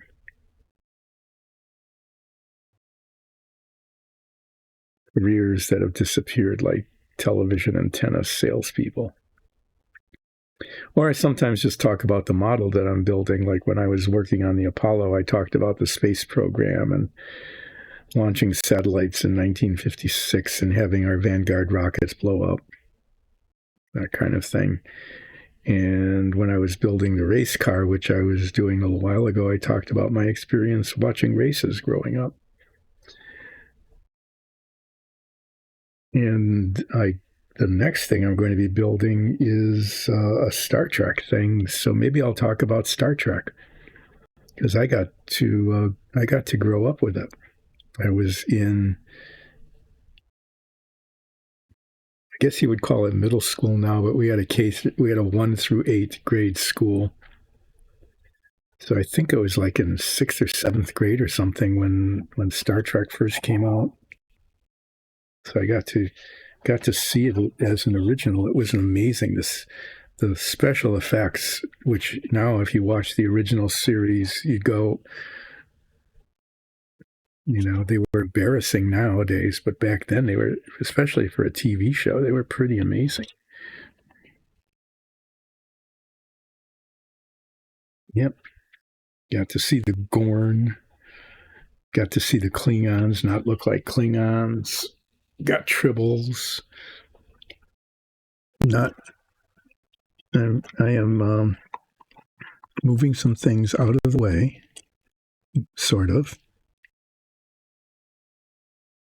Brushes. All my brushes were up there, lovingly placed so that I could reach them. But now I need to move this entire thing. I need to move this without messing it up. Up there, in that direction, so that I have this available to open the Star Trek thing. But Dice and Dungeon, watch our D&D show. You absolutely must watch our Dungeons and Dragons show. It's a requirement.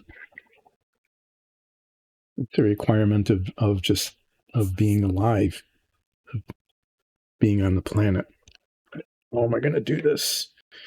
I have another idea. This, when they're up like this, they don't put any pressure on the hinges because they're resting on the shell.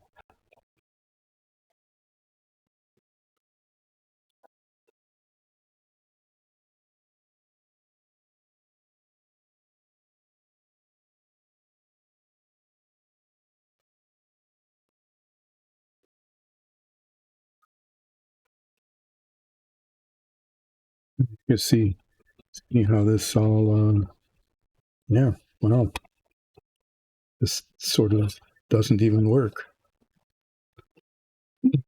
Mm-hmm. So I'm going to get these up, and then I'm going to try to move it, and now I'm going to fall again.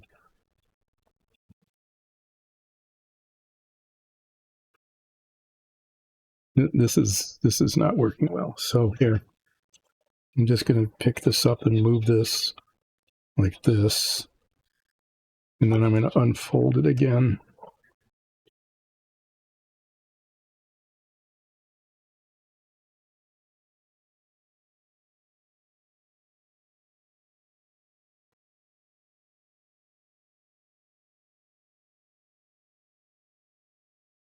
You can't see what I'm doing, but basically this is just flopping around. The little thing is just flopping around. And I want to get this out here, out of the way.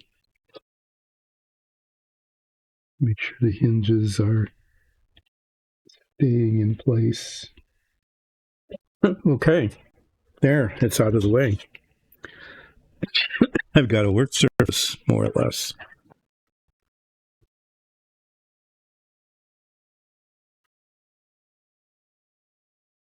I'm going to leave.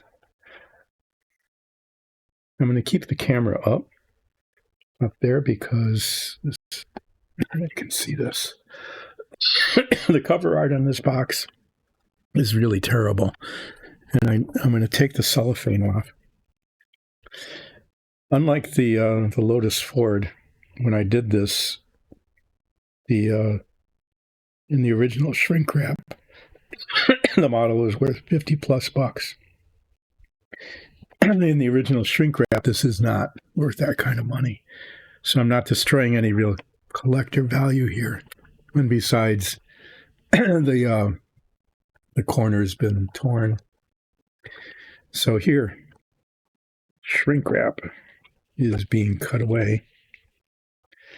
And then you'll better be able to see the cover art. So most models, I have to say, virtually every model I've ever worked on, they want to make the cover. They either show a picture of the model as it had been built by someone who is not even human, because it's just so well done. And just they'll show a picture of a model built by somebody who is beyond master model level. So it's just absolutely gorgeous. Or they'll have a picture of the thing that they've modeled. Okay, the airplane or the ship or whatever that has been drawn or painted, but they want it to look really good. But in this case, they didn't.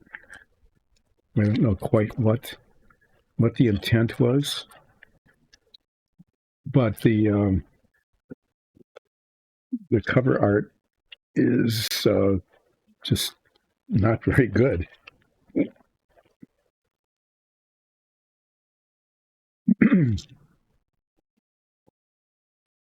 So not only does this look kind of like cheap, right?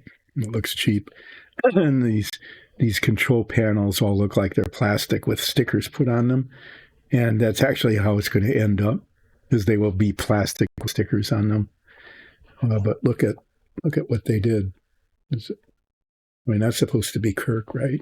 Sulu kind of looks like Sulu, but Kirk isn't all that good, and Spock.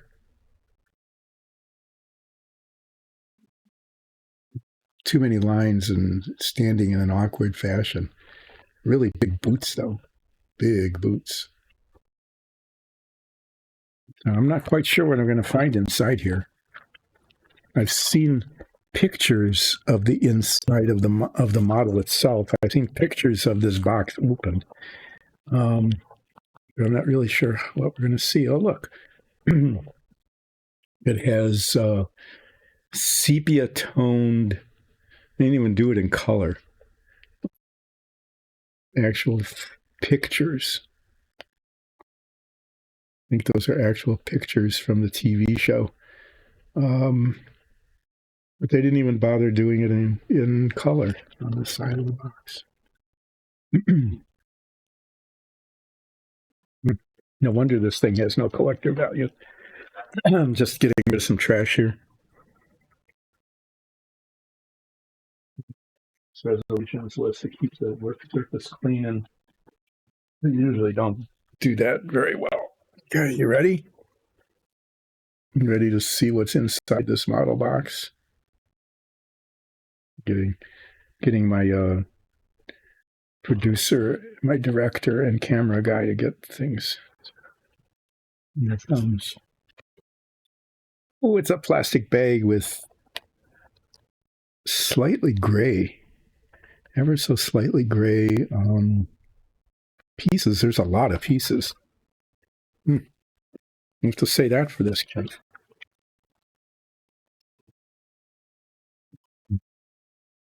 Here's 4 pieces. Oh, this is so cheesy. Look at this. So there's 4 pieces that will form some sort of surround. I think they'll probably come together. Yeah, they're angled, so they'll fit poorly. You can already see that the fit is poor. So if I line the top, the bottoms aren't aligned. All 4 pieces are identical. Okay, they didn't even bother to differentiate the different pieces of the bridge. So the only way you'll be able to tell one part from another is the stickers that go on them. They stack anyway. And then there's this big plastic envelope. That's pretty good.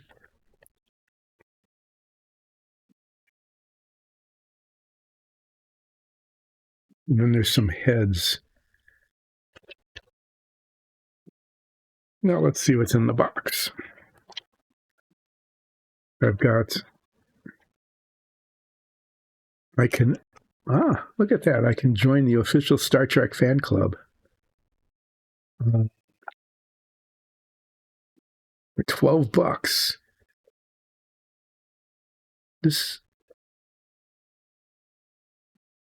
And it takes 2 months to get your whatever it is. It doesn't even say what you get. It just says, join the official Star Trek fan club, send $12 to the official fan club, and then wait 6 to 8 weeks for delivery, but it doesn't say what would actually be delivered. I wonder what it would be. You get some ads. Oh, this is cool. I got a 25th anniversary in 1991. That's when this kit came out. Yep, for the 25th anniversary. So this kit dates back 24 years. Great. This is not the car, the model car, the Lotus Ford. That kit was actually manufactured in 1978 or 79, but I didn't buy it until 2003. But this one, that's pretty ancient.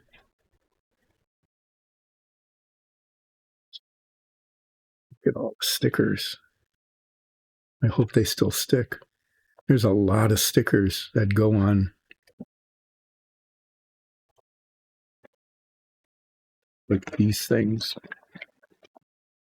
Okay, so you got these kind of stickers that go up here, and you got all these little stickers that go along here. There's like 8 of them on each one. Yeah, which is nice because there's like 8 for each of the panels. And just plain old kind of red kind of things that go on the bottom, like radiators or something. But they're pretty, they're not shiny. They're pretty cool. And these must be the instructions. Let's see if these instructions are any good. Oh, it's a narrative. That gives me something to do one of these days. I'll read the narrative.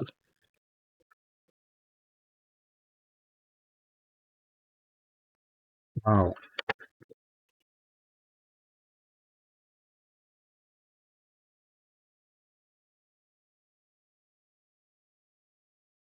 I need a hobby knife. I use a saw to remove the parts, not a sharp knife, because otherwise they'll break off. Tweezers, molding little parts in cement.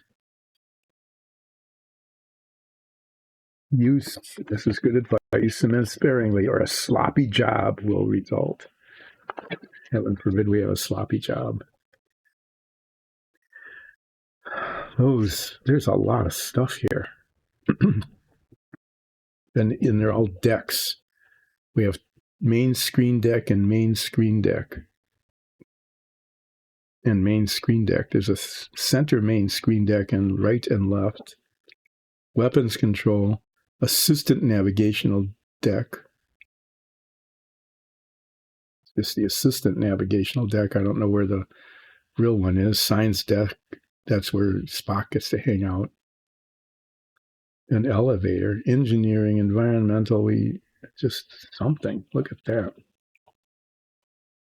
Then there's the whole captain's thing. Where are the other chairs? There's a lot of pieces here. Oh yeah, and these figures. I saw the heads. I wonder if they're different. Only one chair? There was a railing though, and there was a railing.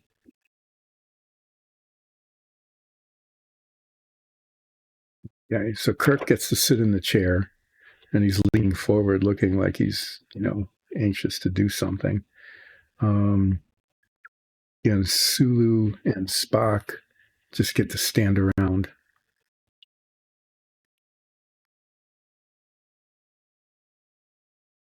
There's a lot of parts.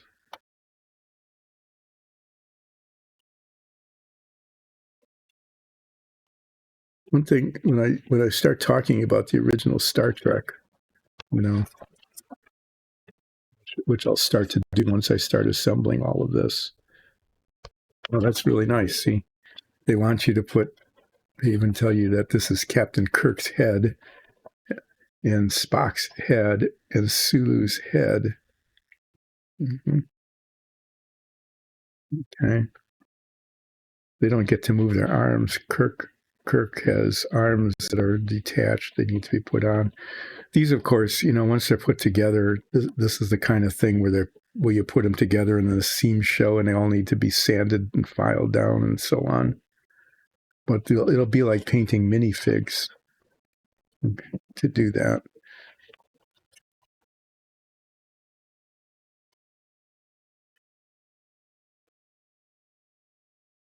I'm going to read this stuff later. Sometimes reading the narratives. I know reading the narrative for the Apollo and for the Lotus Ford, both of those were pretty hilarious. So we'll see about that later, or you'll hear it later.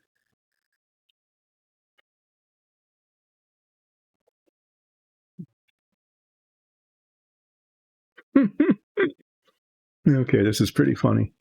I'll just show it to you, just to show you just the high quality of this. So I'll just start by saying we take great pride.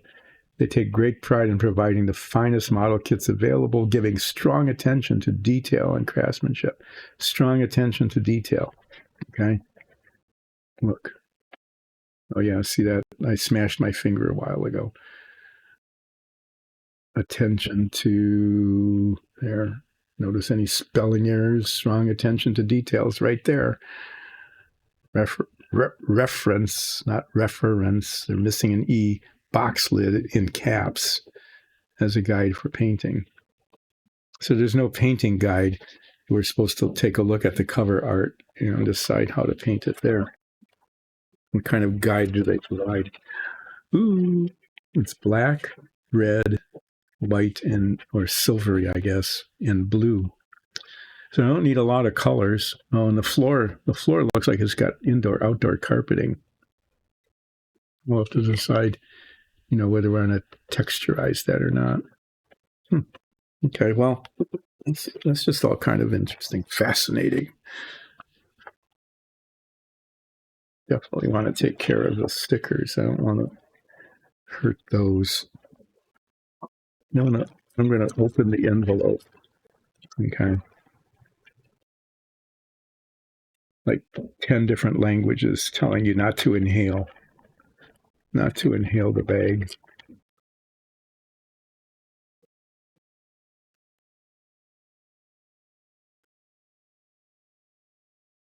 I'm hoping the parts are still attached to the sprue, because if they're not, then there's a chance I could drop them on the floor and lose them.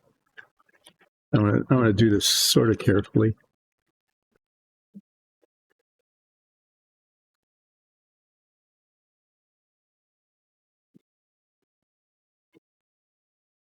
There's, of course, there's always excess plastic. I get to sand those down, the edges. So far, though, I have to say that, it's not an amazing model, but it looks like it's better made than some of the other ones I've been working on. Of course, the submarine was made in the 1960s, and R was made in the 1970s. So I would hope that the build quality has improved so much over time.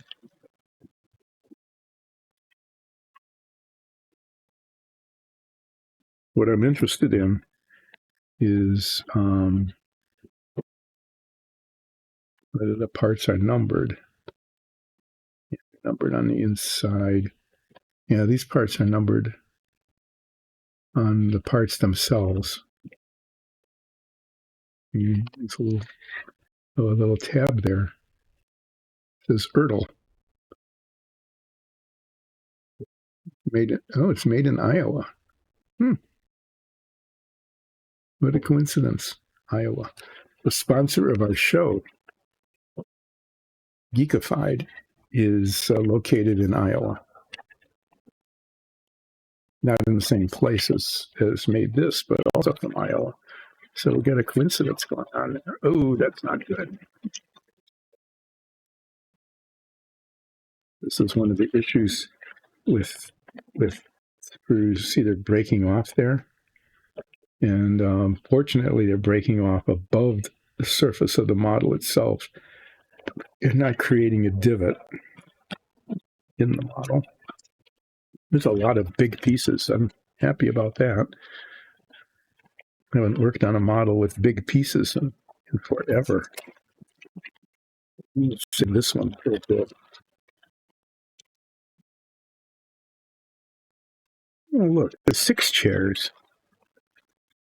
Well, there's one piece. One piece is broken off the tree of the sprue so far, the base of one of the chairs. So the instructions only have 1 chair, but I think it's just an example, and it says you can put them anywhere. So there's 6 chairs. There's a billion of these, whatever these are. Are they all the same number? Those are all number 34. This will be fun. This will be a fun thing to do.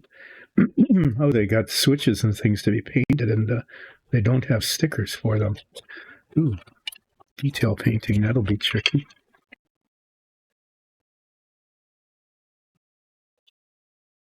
Yeah, so now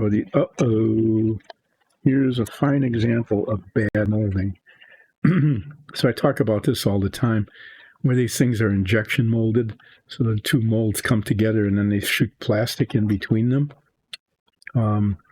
This is what happens when the molds aren't tight to each other, is that a bunch of plastic oozes out between the top and the bottom, or left and right, the 2 sides of the mold. And then there's all this excess plastic.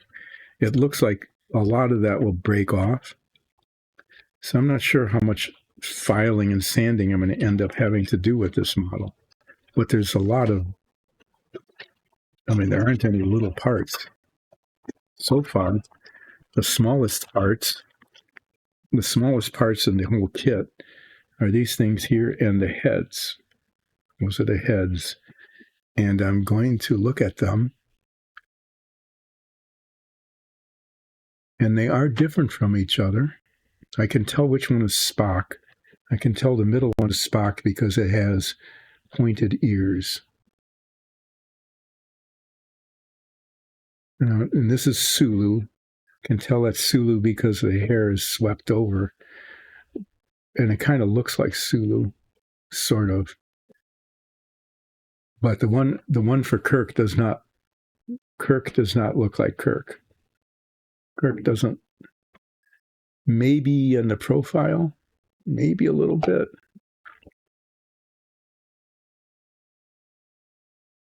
No, maybe I'm going to guess that the actors for Spock and Sulu said, yeah, go ahead and make it look like my face. But that, he just refused. He said, make it look kind of like me, but don't say it's me. Okay, well, yeah, we got parts, and now they don't fit in the box anymore. That's kind of odd, but they just don't. No, seriously, that was just really stupid again. I did a stupid thing again. I really need the instructions to be out, and I put them all in the bottom of the box.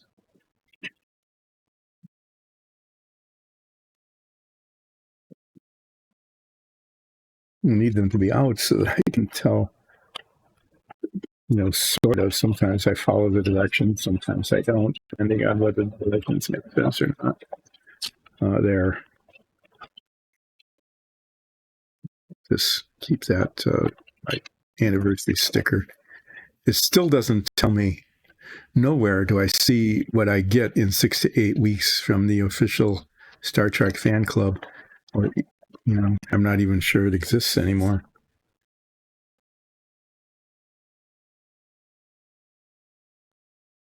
Just taking a preview about what I start with.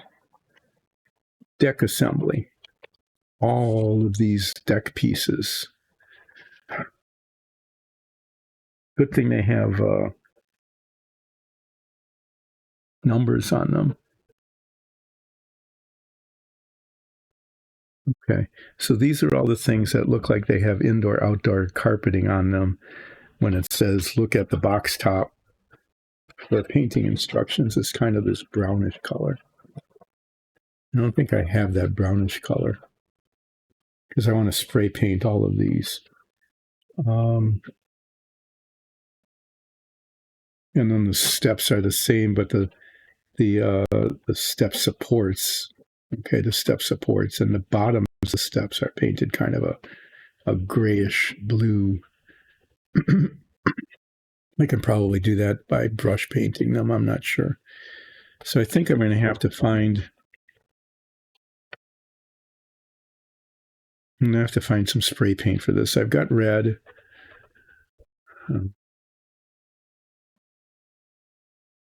Yeah, I need something for the floor. Kind of this brown. So I need to get all of these pieces in a circle, and then they all are supposed to attach to each other. When I look at this, there are seams. Okay, it looks like there are seams between the decks, which means that when I put them together and the seam shows, that it's just fine, that it's supposed to show. Okay, because each deck component is different. I mean, they're assembled as they're supposed to be separate pieces. So having a gap there, that's just fine.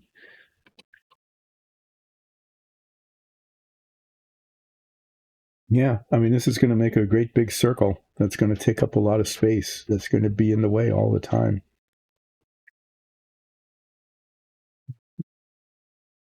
Yes, it will.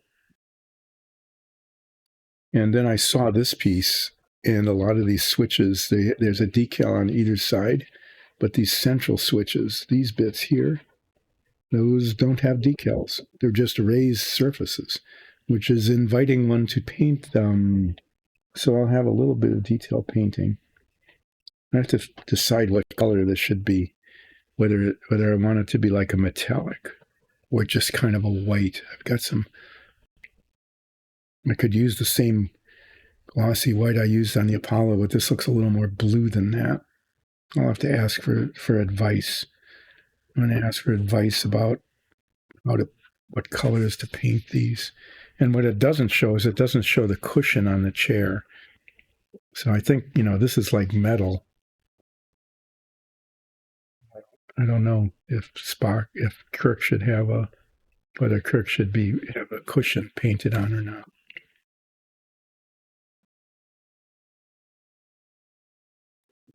Do not cement the base to the bottom of the chair to the base. The chair will rotate. The chair will rotate once this is all put together.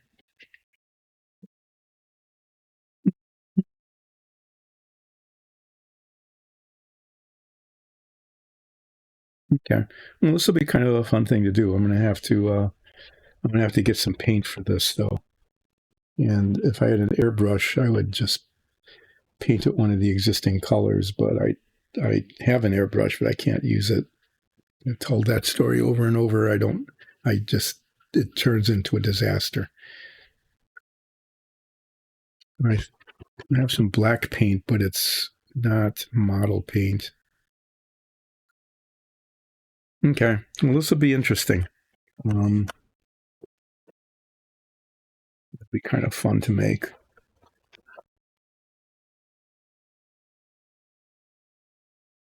Just protecting the stickers here.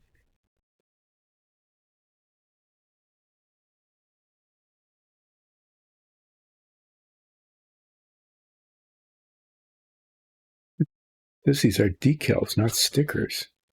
They are decals. I thought these were stickers, but they're not. They're like real decals where you put them in water and then stick them on. Huh. I'm really surprised at that. What can I say? Hmm.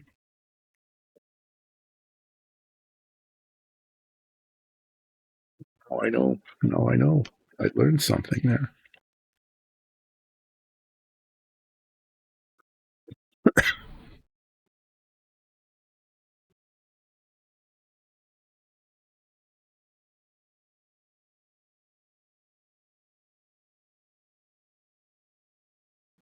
Okay. Well, when I come back on Wednesday, the Apollo shell will be done, and I'm going to try to set it up again. I couldn't get them all to stand upright, so that'll be a sort of a thing I'm going to try to do, and then I need to find a box for the fairings for the Apollo module.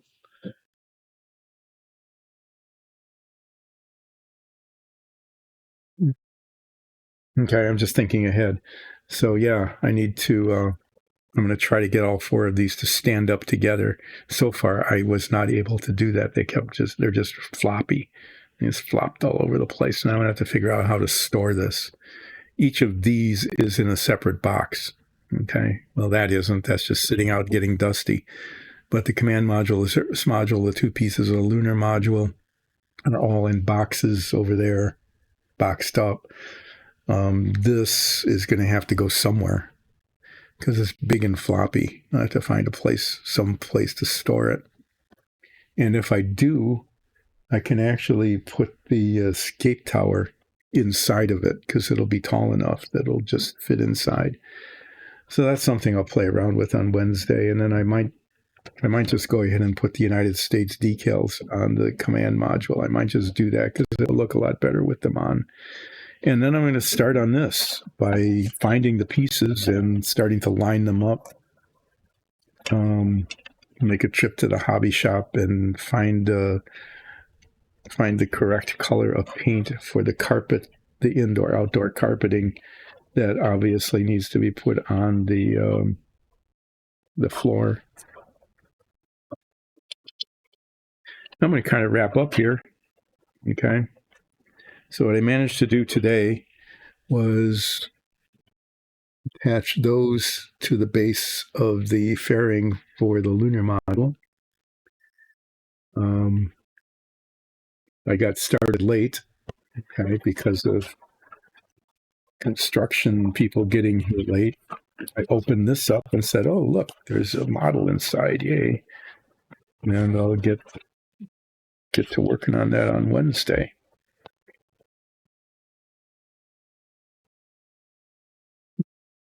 Find some sort of that.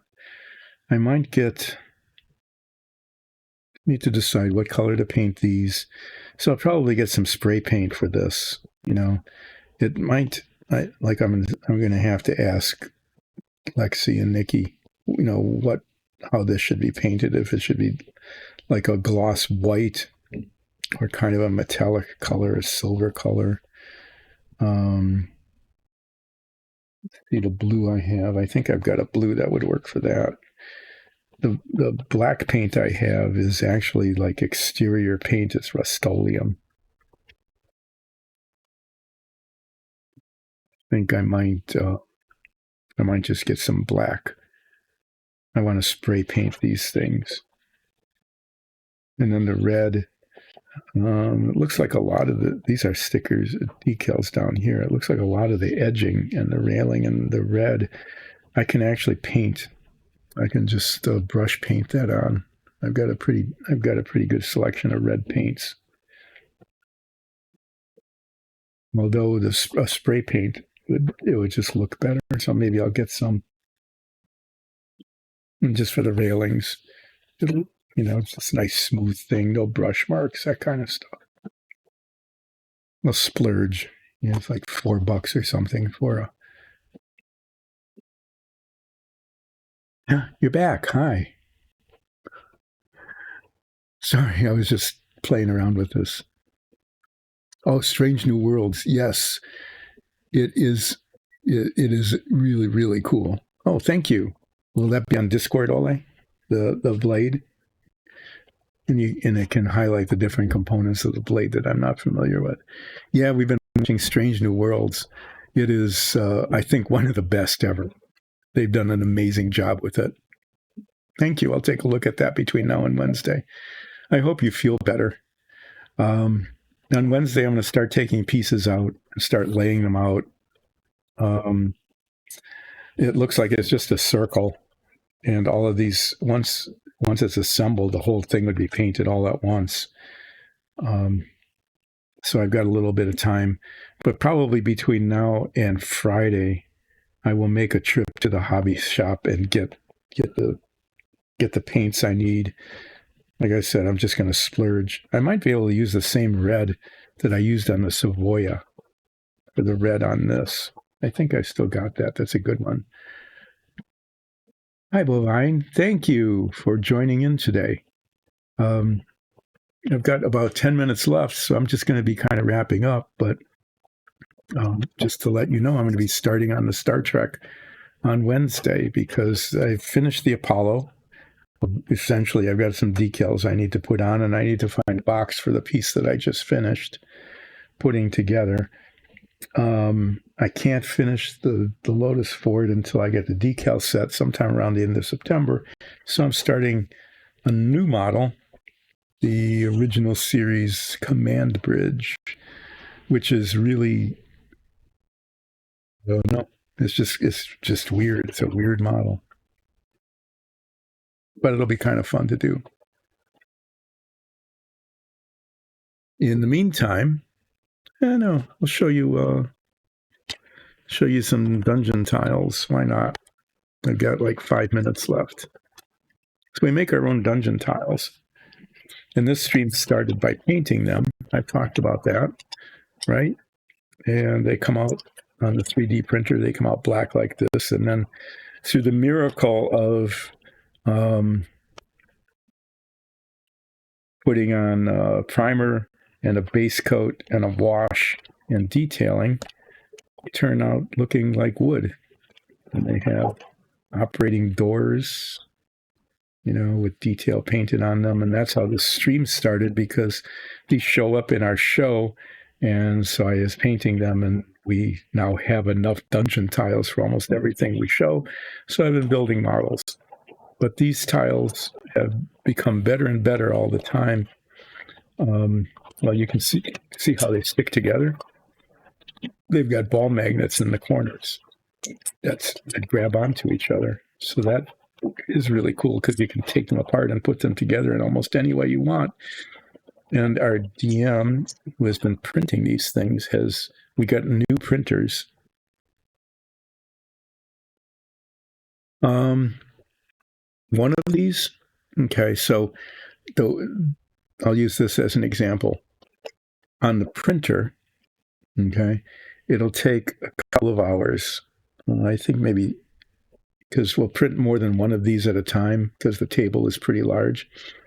I think it takes about 3 hours from bottom to top. There is a stop moment.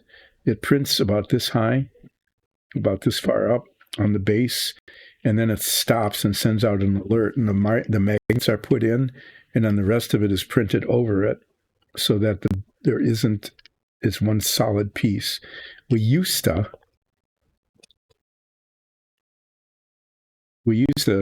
print the plates separately, print the top, put the magnets in, and epoxy the plate on.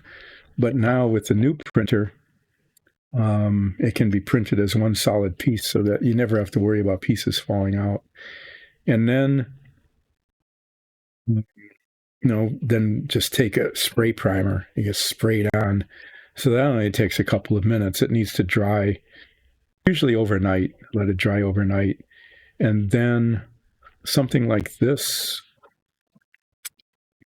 to go from this to this, that's really pretty fast.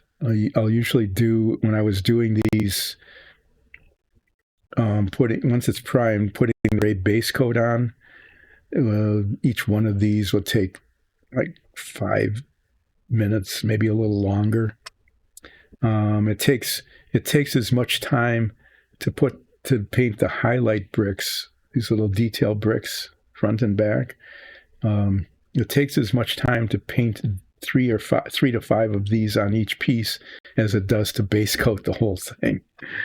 But usually, if there's a bunch of these at once, I can base coat like maybe a dozen of them, and then go back. The paint will be dry, and then paint the detail. and then the next day, put the wash on. It's a dark gray wash to make it look weathered. So probably, just in terms of time, I'd say each one probably takes half an hour, maybe a little less, just for the painting in total.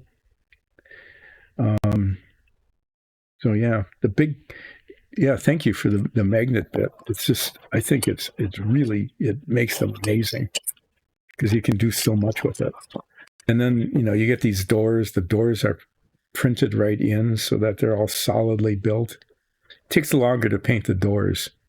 Okay, so you have to base coat, the stone part, but then each of these panels and the frame needs to be detail painted. So this could end up taking like 45 minutes or something to get it done completely.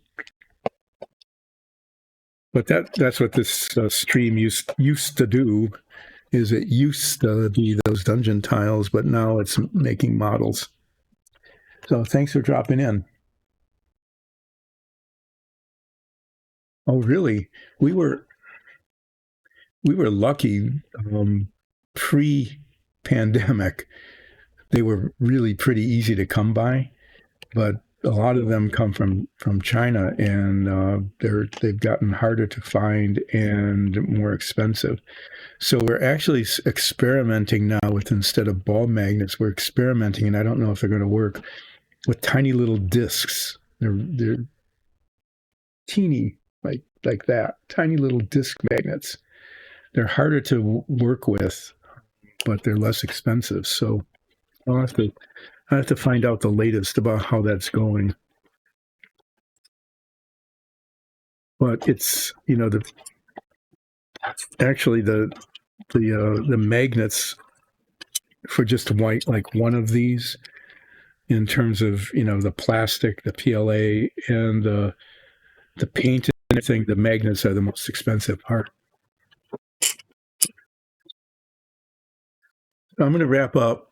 My time is up pretty much. I'm going to be back on Wednesday, hopefully on time. It depends on these construction folks and how far along they are and when they actually show up. They're an hour and a half late today compared to when they said they would be here. I'm rubbing my eyes because I was up an hour earlier than usual. Thank you. Hopefully you'll drop in again on Wednesday, and you'll start to see this start to come together. I'm going to bundle up the part of the Apollo that I'm done, stick on some decals, and look for a box for that. Look for a box for that. Hopefully I'll find one. Yeah. Well, I hope to see you. I hope you're feeling better. Take care of yourself, okay? Thanks so much for dropping in. Thanks, everybody, for supporting Dice and Dungeons, and I'll be back on Wednesday.